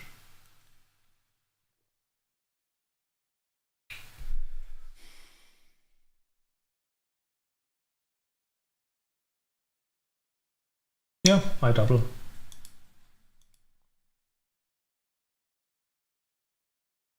Oh, cool. I double this. It would be a huge mistake not to double. Yeah, it would be a 104 millipoint blunder not to double. And it was a pass, which was found by Harald. Of course, you saw that he played below 3. So it was definitely one of his better days. Wow. You see how strong Harald was in 1992. And even here in 2022, I had to push me into doubling. It was even a pass. Huh? So it shows that I most likely would have blundered if I would have had the other side and my opponent doubled. So even though I did not lose any points, I do not feel too happy about my estimation of this position, because I'm well aware that I may have blundered on the other side. Okay, we are leading 4-3 to 9, 4-1. Of course, we all know that XG loves this play.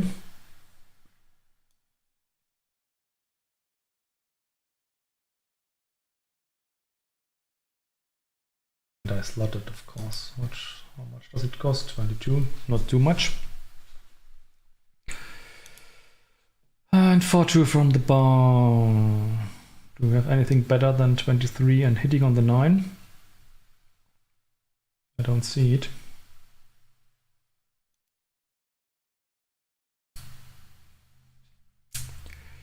$5-1. I'm pretty sure that we just enter with the 5 and make our 5 point, because hitting is shown when we have nothing except a race lead.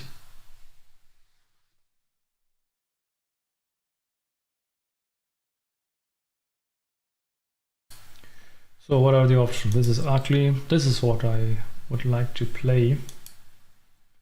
Rubbish. Yeah, this can't be right. Most likely he will hit us and then it's an even game. And here I'm pretty sure that we have the advantage, and the blot on the 2 point is definitely a liability for our opponent. So I'm pretty sure that this is the right play, and I'm not too surprised if I had hit, because as you have seen before, I did hit everything, almost anything these days. No, I could resist this time and made the 5 point as well. So now double or no double.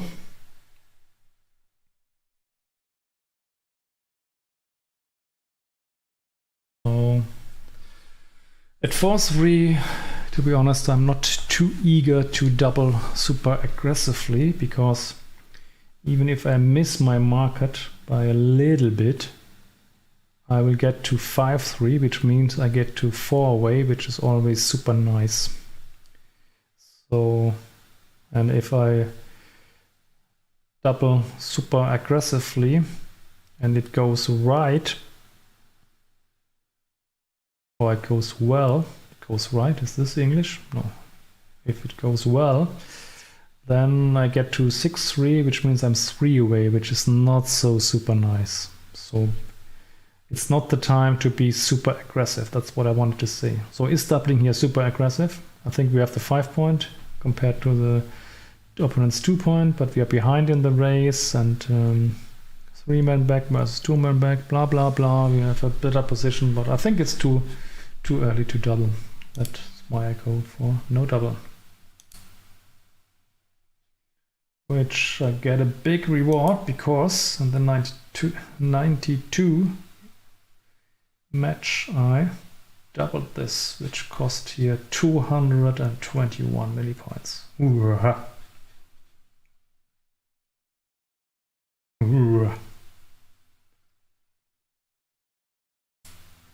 Okay, clear improvement here. So aces. Guess we make the bar point. And how do we play the final ace?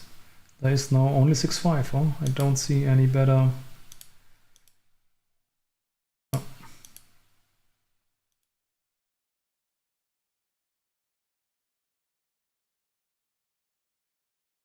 Yeah, this looks nice.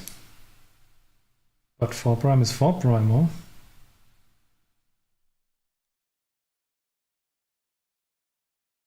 Interesting question.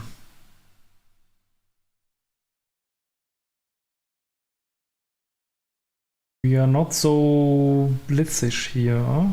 You have only 9 checkers in the zone, 3 checkers back, which means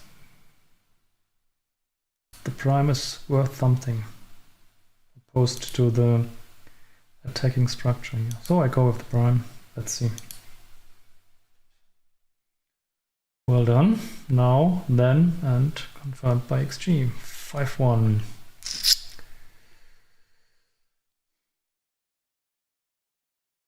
$13.7. What else?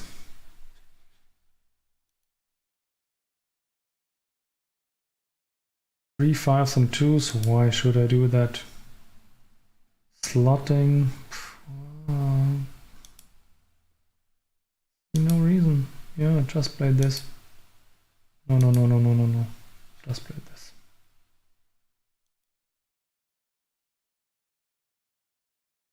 I do here. That's very creative. 13, 8, and 5, 4.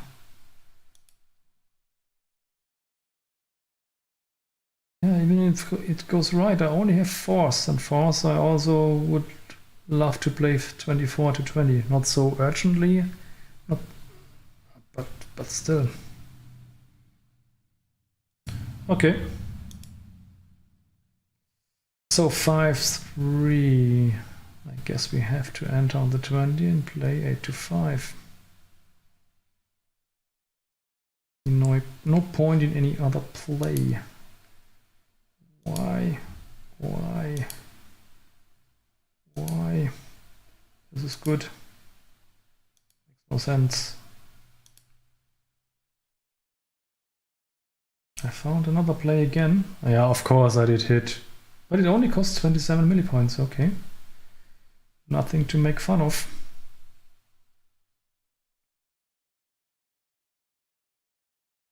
So, 6-1. We have to enter, and then we have to make the bar point. 7-1 makes no sense. Jumping to the bar point, yes, but it's too much. 1, 4, 6s, and 3s. Yeah, let's hope for the best.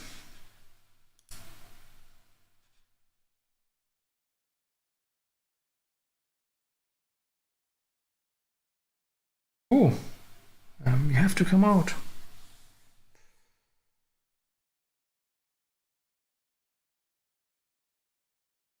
So I did this. I played better 30 years ago, jumping out, keeping the structure, even though it looks dangerous because we have 4 hitting numbers, so 3s, 1s, 4s, and 6s. But 1s and 4s give up a valuable outfield point. And we can afford to get hit because we have these 2 anchors. Is this the reasoning? After my play, we threaten to lose outfield control. We have this 5-man back, and if this gets lost, it's not easily to remake. Oh, okay, cool. So 5-2, we have to enter with the 5. And then just 7-5, huh? Don't see any reason to make any experiments.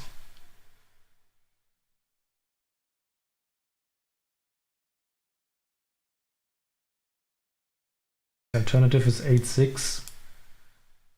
But how do we cover here? Only by giving up another point here. We don't want to give up. Of course, we have here 3 attackers, but I think we play this one.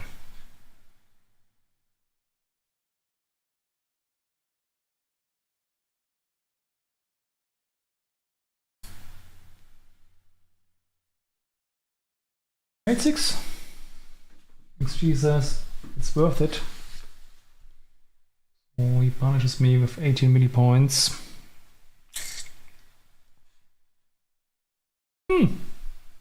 Okay. Just play pure. You're so far behind in the race, even though you do not have a real back game structure, but at least you have 2 anchors. You have not to worry too much about getting hit. But I have the far better structure to attack next roll, maybe. Okay, still, it's close. So now he's redoubling to 4.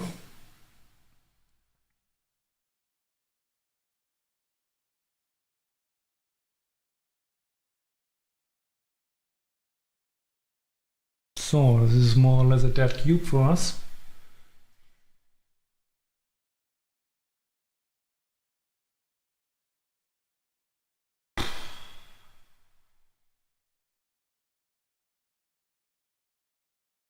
Six. So redoubling take point is 11%, 11.5%. So the cube is almost dead, but the gammons don't count, and I think we are winning a lot of games here, and hence the gammons. They do count, huh? They bring him from 7-4 to 9 to match win. Oh, yeah, but he is stripped and there's so much to do. It has to be a take. I'm winning too many games here. I take. Famous last words. I take. It's correct. Really correct. Wow, and how clear it is. And it was even a blunder to double. So one of very few mistakes or blunders Harald made in this match. Yeah.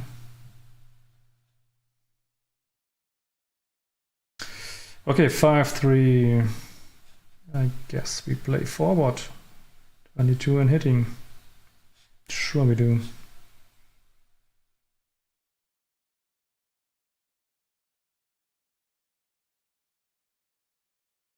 5-4.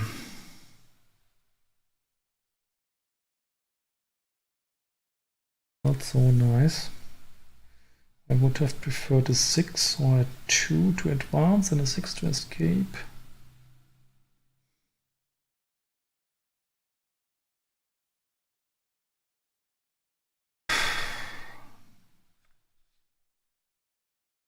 Could do something like this, huh? What's the alternative if we play pure and don't want to give up our second anchor? What's the alternative? Could play something like this. What will we do next time? We have to give up one of 8 point, midpoint, or 20 point. Maybe can escape with a 6.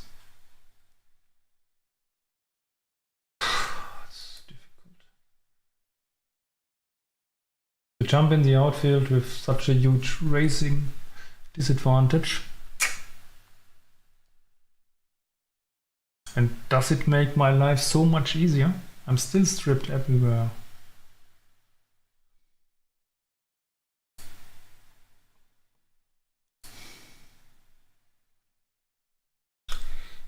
This, no, I don't like, don't like, don't like.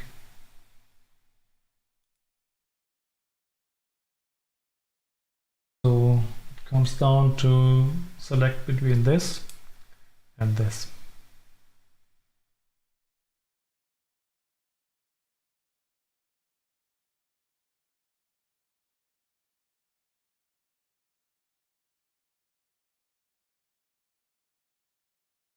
So are the plots in danger on the 22 and 24? Not really at the moment. Problem is, what do I do next after this one? If I don't roll a 6 to play from the 22.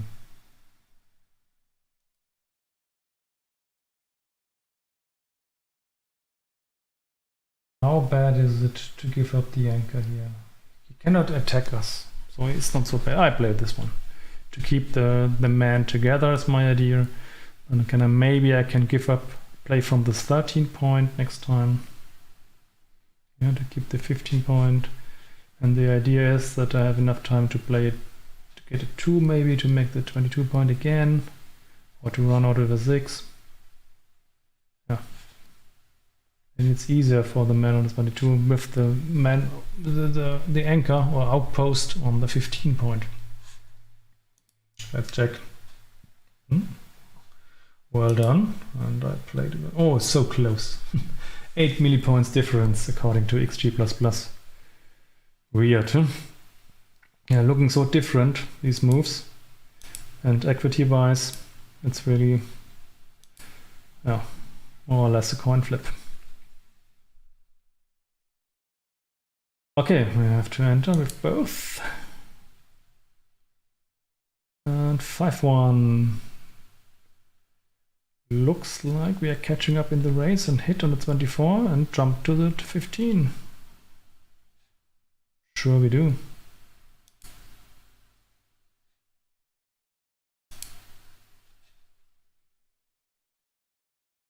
So 3-6. We enter with this 3 and I guess we jump out for flexibility reasons. Or alternative would be 15-9.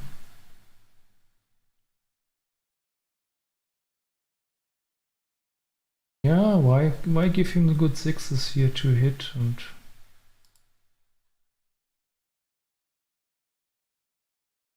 yeah, it's more about fighting for structure, fighting for out of field control. That's why I think it's not so bad here to reduce contact a little bit here in this area, even though we are behind in the race. And this, I'm stripped everywhere and it creates an extra blot. No, I jump out. Decision made. Okay, played the same, it was correct. 5-2.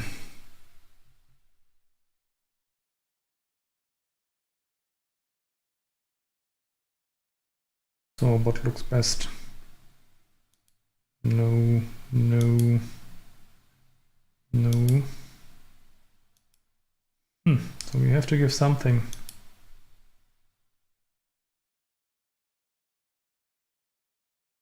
Continue to play with one blot. Creating a second plot, even though we are duplicating, we have no covers. No covers for the 4, and no, I don't like it. So 15-8, this leaves a double shot. Why leave a double shot against? We are outboarded. And we can give only a single shot if we want. So this is single shot, and this is single shot.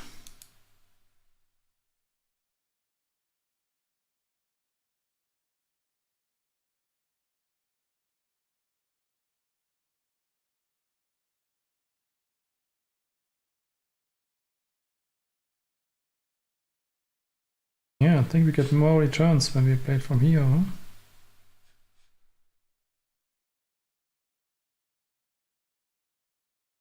Of course, we also want to block the opponent if possible, but are there so many rows? 6-1. Wow.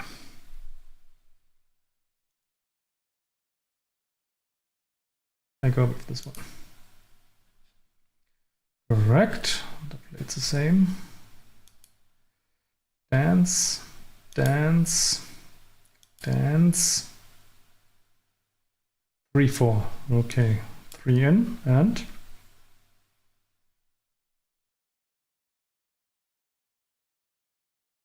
is this the time to hit here and give up the 8 point while outboarded just because of another plot?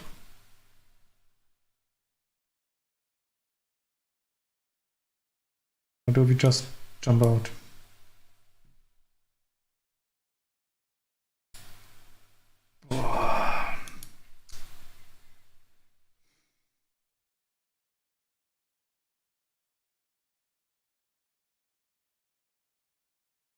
Gammons are still worth quite a lot. So I guess gammon price should be like money game, huh? Things like that. Just jumping out. I think just jumping out is my play.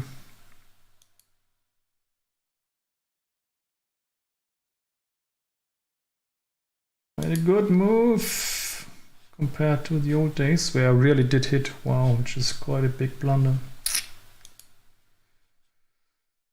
Whew.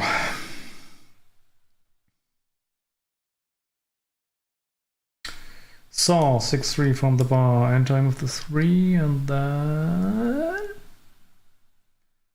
6 is not so nice. We have to play 8-2. Yeah, putting another checker in front does not make any sense. So, and giving up the anchor here. No, we just have to. It looks ugly, but I think we have to do it.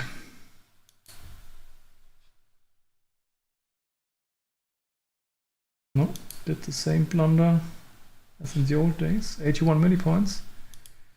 And XG says, be brave and cool and play 13-7. Wow. Okay. Guess this might be just too difficult for me. So 6-5. I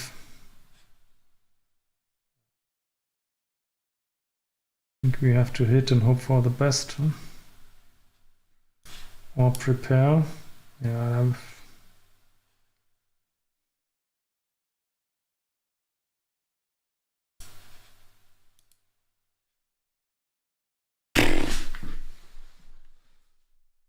Not easy. So this I don't like. Hit. Yeah, this is a play. This is a play as well. Also,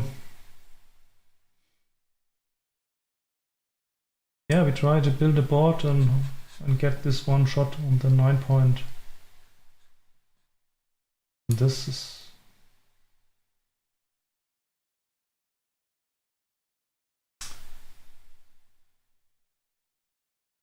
Yeah, we cannot contain this checker, I think, and the gammon chances just go up, and maybe we are busy entering if he collects all the plots. Oh, I go with this one.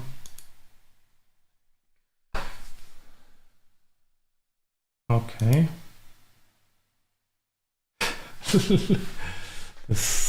That shows you how what a fantastic game Backgammon is and how complicated it is. Huh?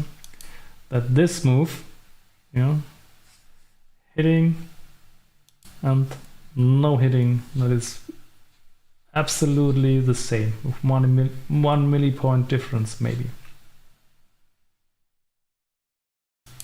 Well, okay, 5-2, definitely 6-4. And then 15-10 to get the 6s to cover most covers. 13-8 are fewer covers, so Play this one. 6-1 we cover. That's for sure. And then this is biggest outfield. Control. Yeah. So this is this one. Yeah. So 4-5. Guess we can slot the 3.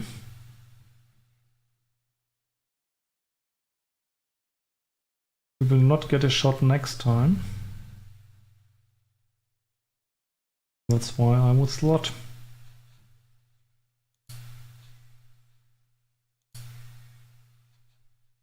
Played it slightly better. Oh, I found the worst play. In 92 I find the worst play. 15, 11, 13 to 8.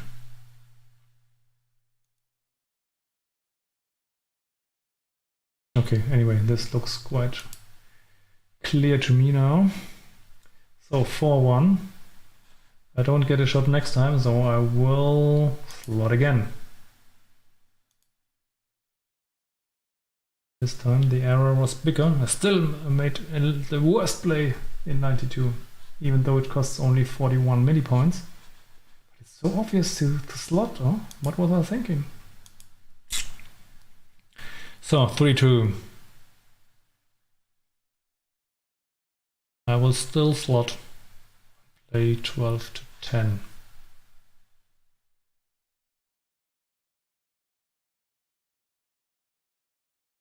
Finally I did slot. Cool.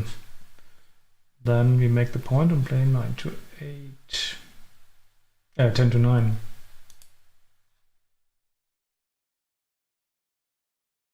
For 3.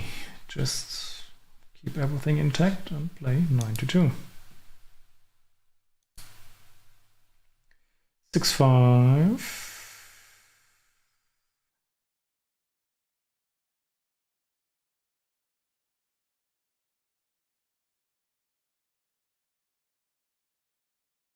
So the advantage of this play is that all 6s except 6-1 and double 6s are bad. 6-4 is super horrible. He has to play 16 to 22 and 19 to 23.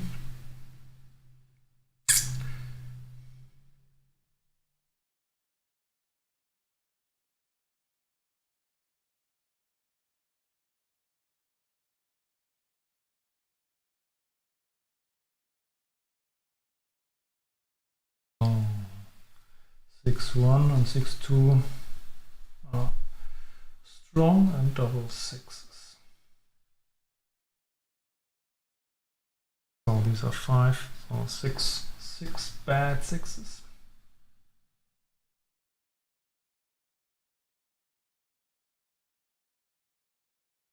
And how many bad 6s do we have here? So now 6-1 is bad, double shot. 6-2 is bad, double shot.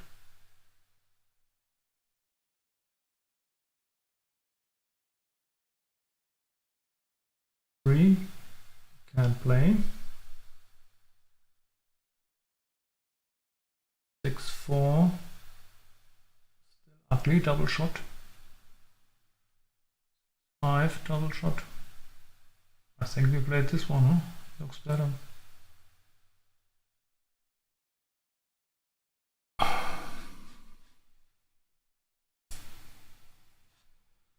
No match. No, this one.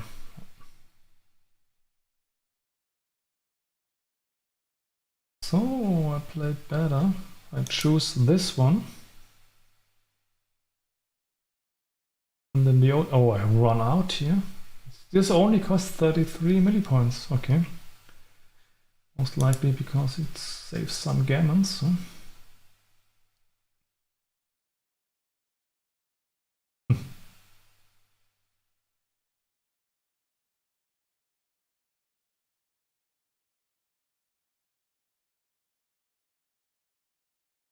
Didn't. Yeah, it saves some gammons. Goes down from 13.4 to 7.9. Maybe that was the reason, or that's the reason why it's so close. Well, not a bigger mistake, but I think now that this looks really obvious to me. So 5-3 did miss the shot, which is always a pity. Then we should at least not waste any pips and play 14-6, the race for the gammon.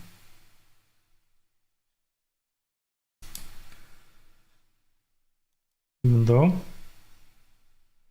XG combines this and he does not waste any pips and risks wasting maybe pips in the future, but also better covering structure if we get a shot. Okay. So double 3 and just 15-3, huh?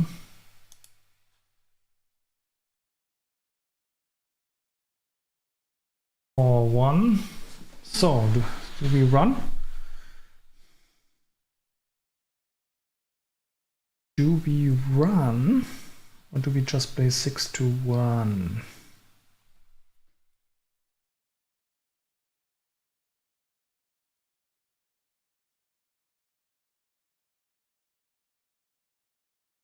I run,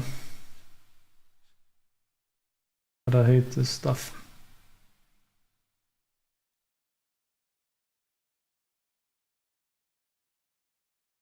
Was same as in the past, but 6-1 according to XG is better by 21 millipoints.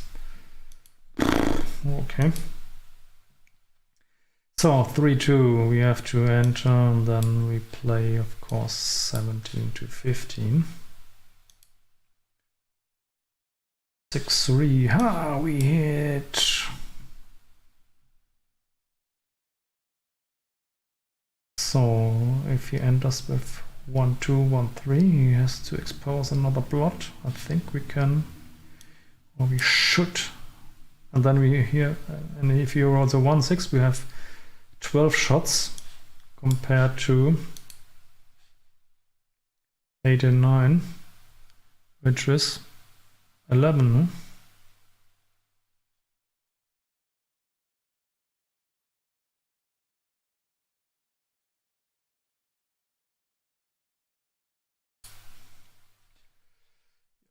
Correct, double 2. Now I think we give up. Not the game, but the play for the second blot at the moment. Oh.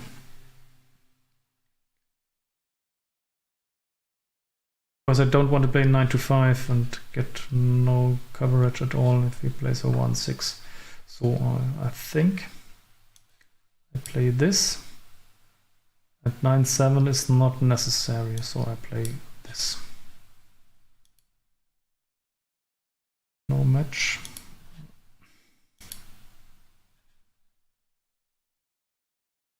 Ooh, same blunder. The worst move from 10 moves, I found the worst move in 1992, and I found the worst move in 2021. What a hopeless person.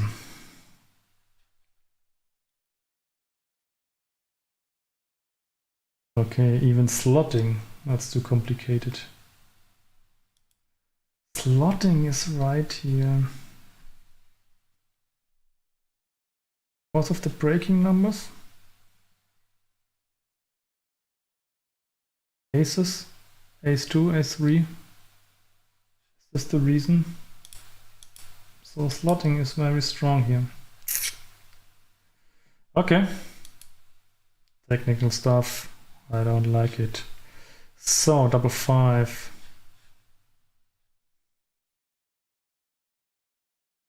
1, 2, 3. I think it's even fast, huh? Cannot risk to open the 6 point, so we have to play this. Oh.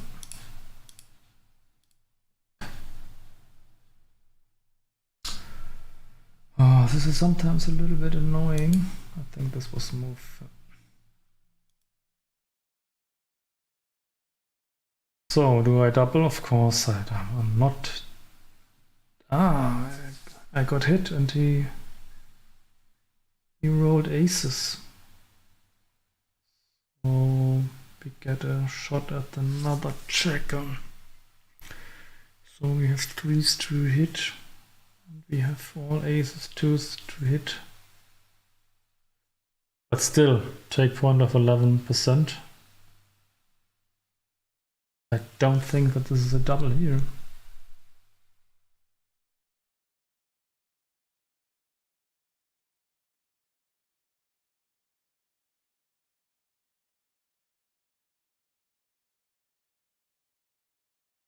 What happened here? This looks like a bug, or?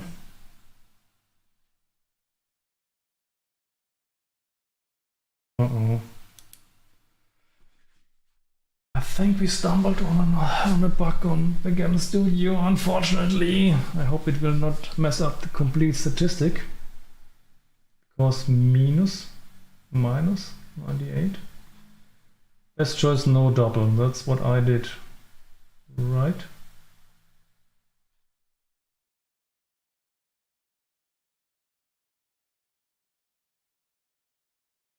And why is here 101? I'm confused.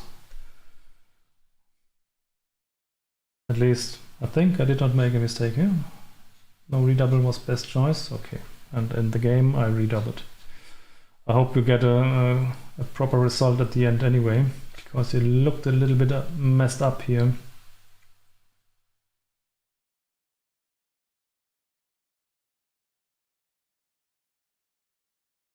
And doubling cost only 56 millipoints.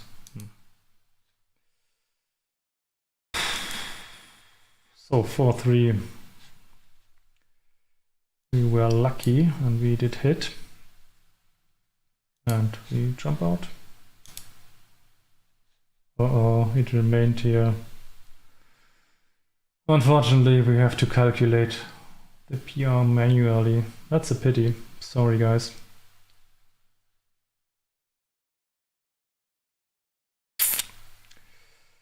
But the good thing is that Backgammon Studio, the next generation, will very soon come out. I already had a sneak preview. It really looks very nice.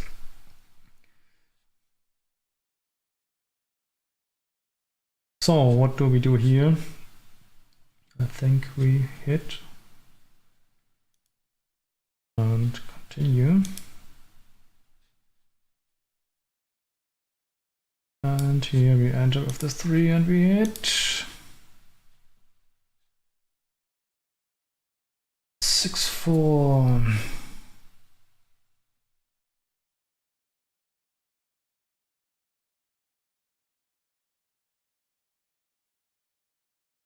I think we need the hitter, huh? Was right, 5-4. What a bullshit roll here.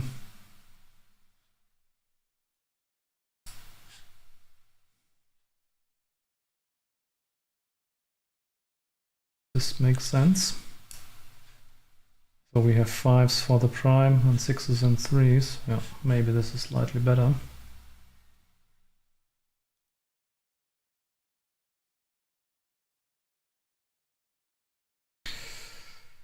And 4-1. I think we don't make the prime. We still want to hit.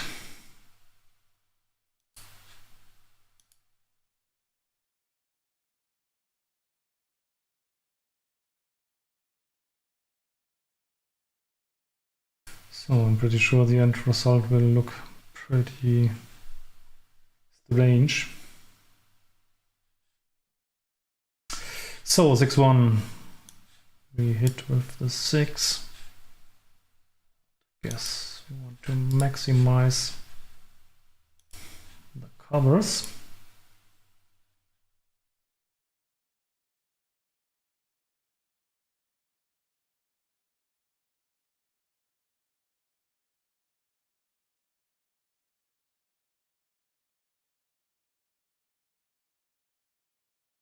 So can we play safe? 1, 2, 3, 4, double sixes, leave shot. Double six, leave shot. Leave shot. Not closing is no solution.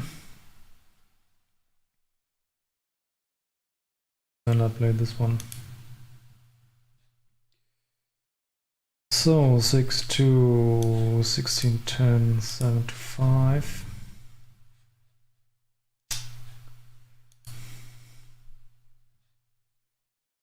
Double sixes, have to select 5, 3, play 5 or 5, 2.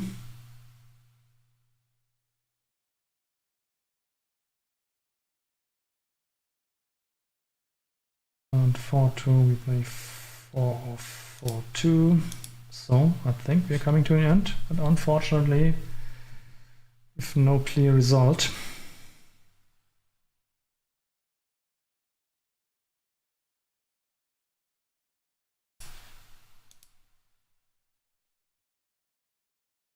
Three off, or do we get hit? Oh, no.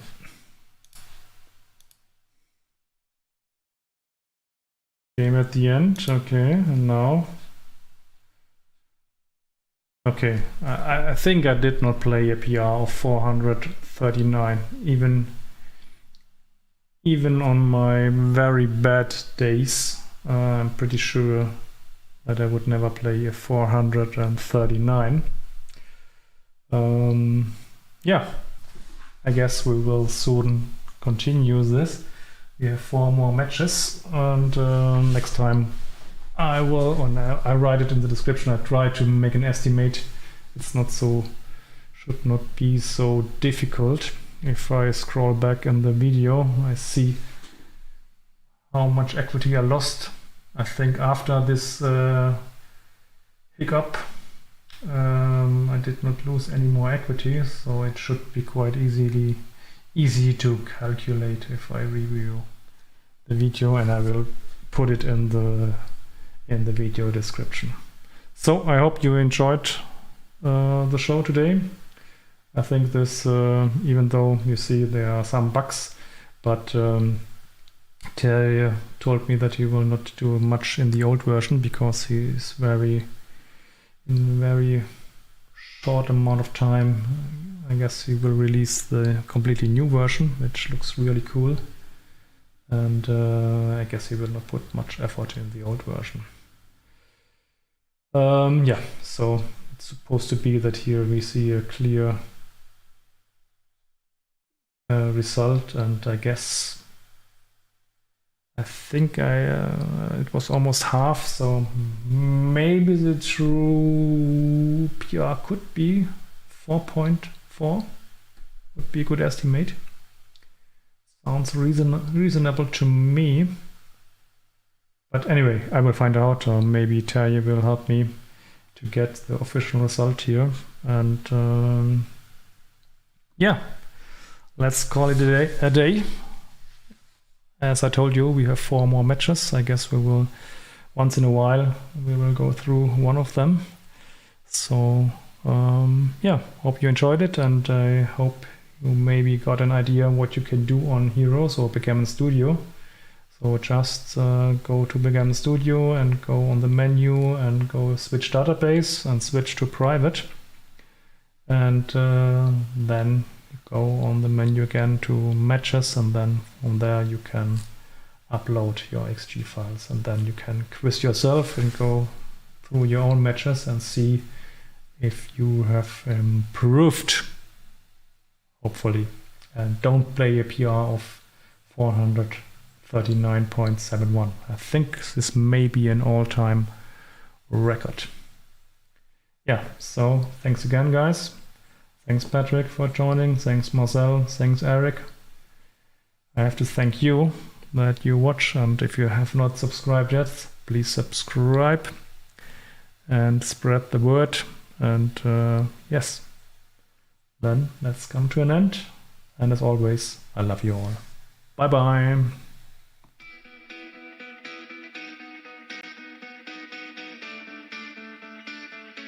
And of course, if you also want to learn how to play a PR of 439.71, get in touch with my good buddy and manager Marcus. You saw it at the beginning and you will see it at the end.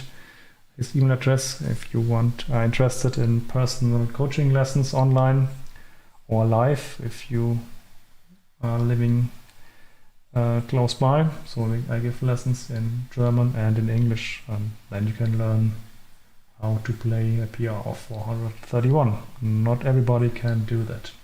Okay, that's it. Have a nice evening. Love you all. Bye bye.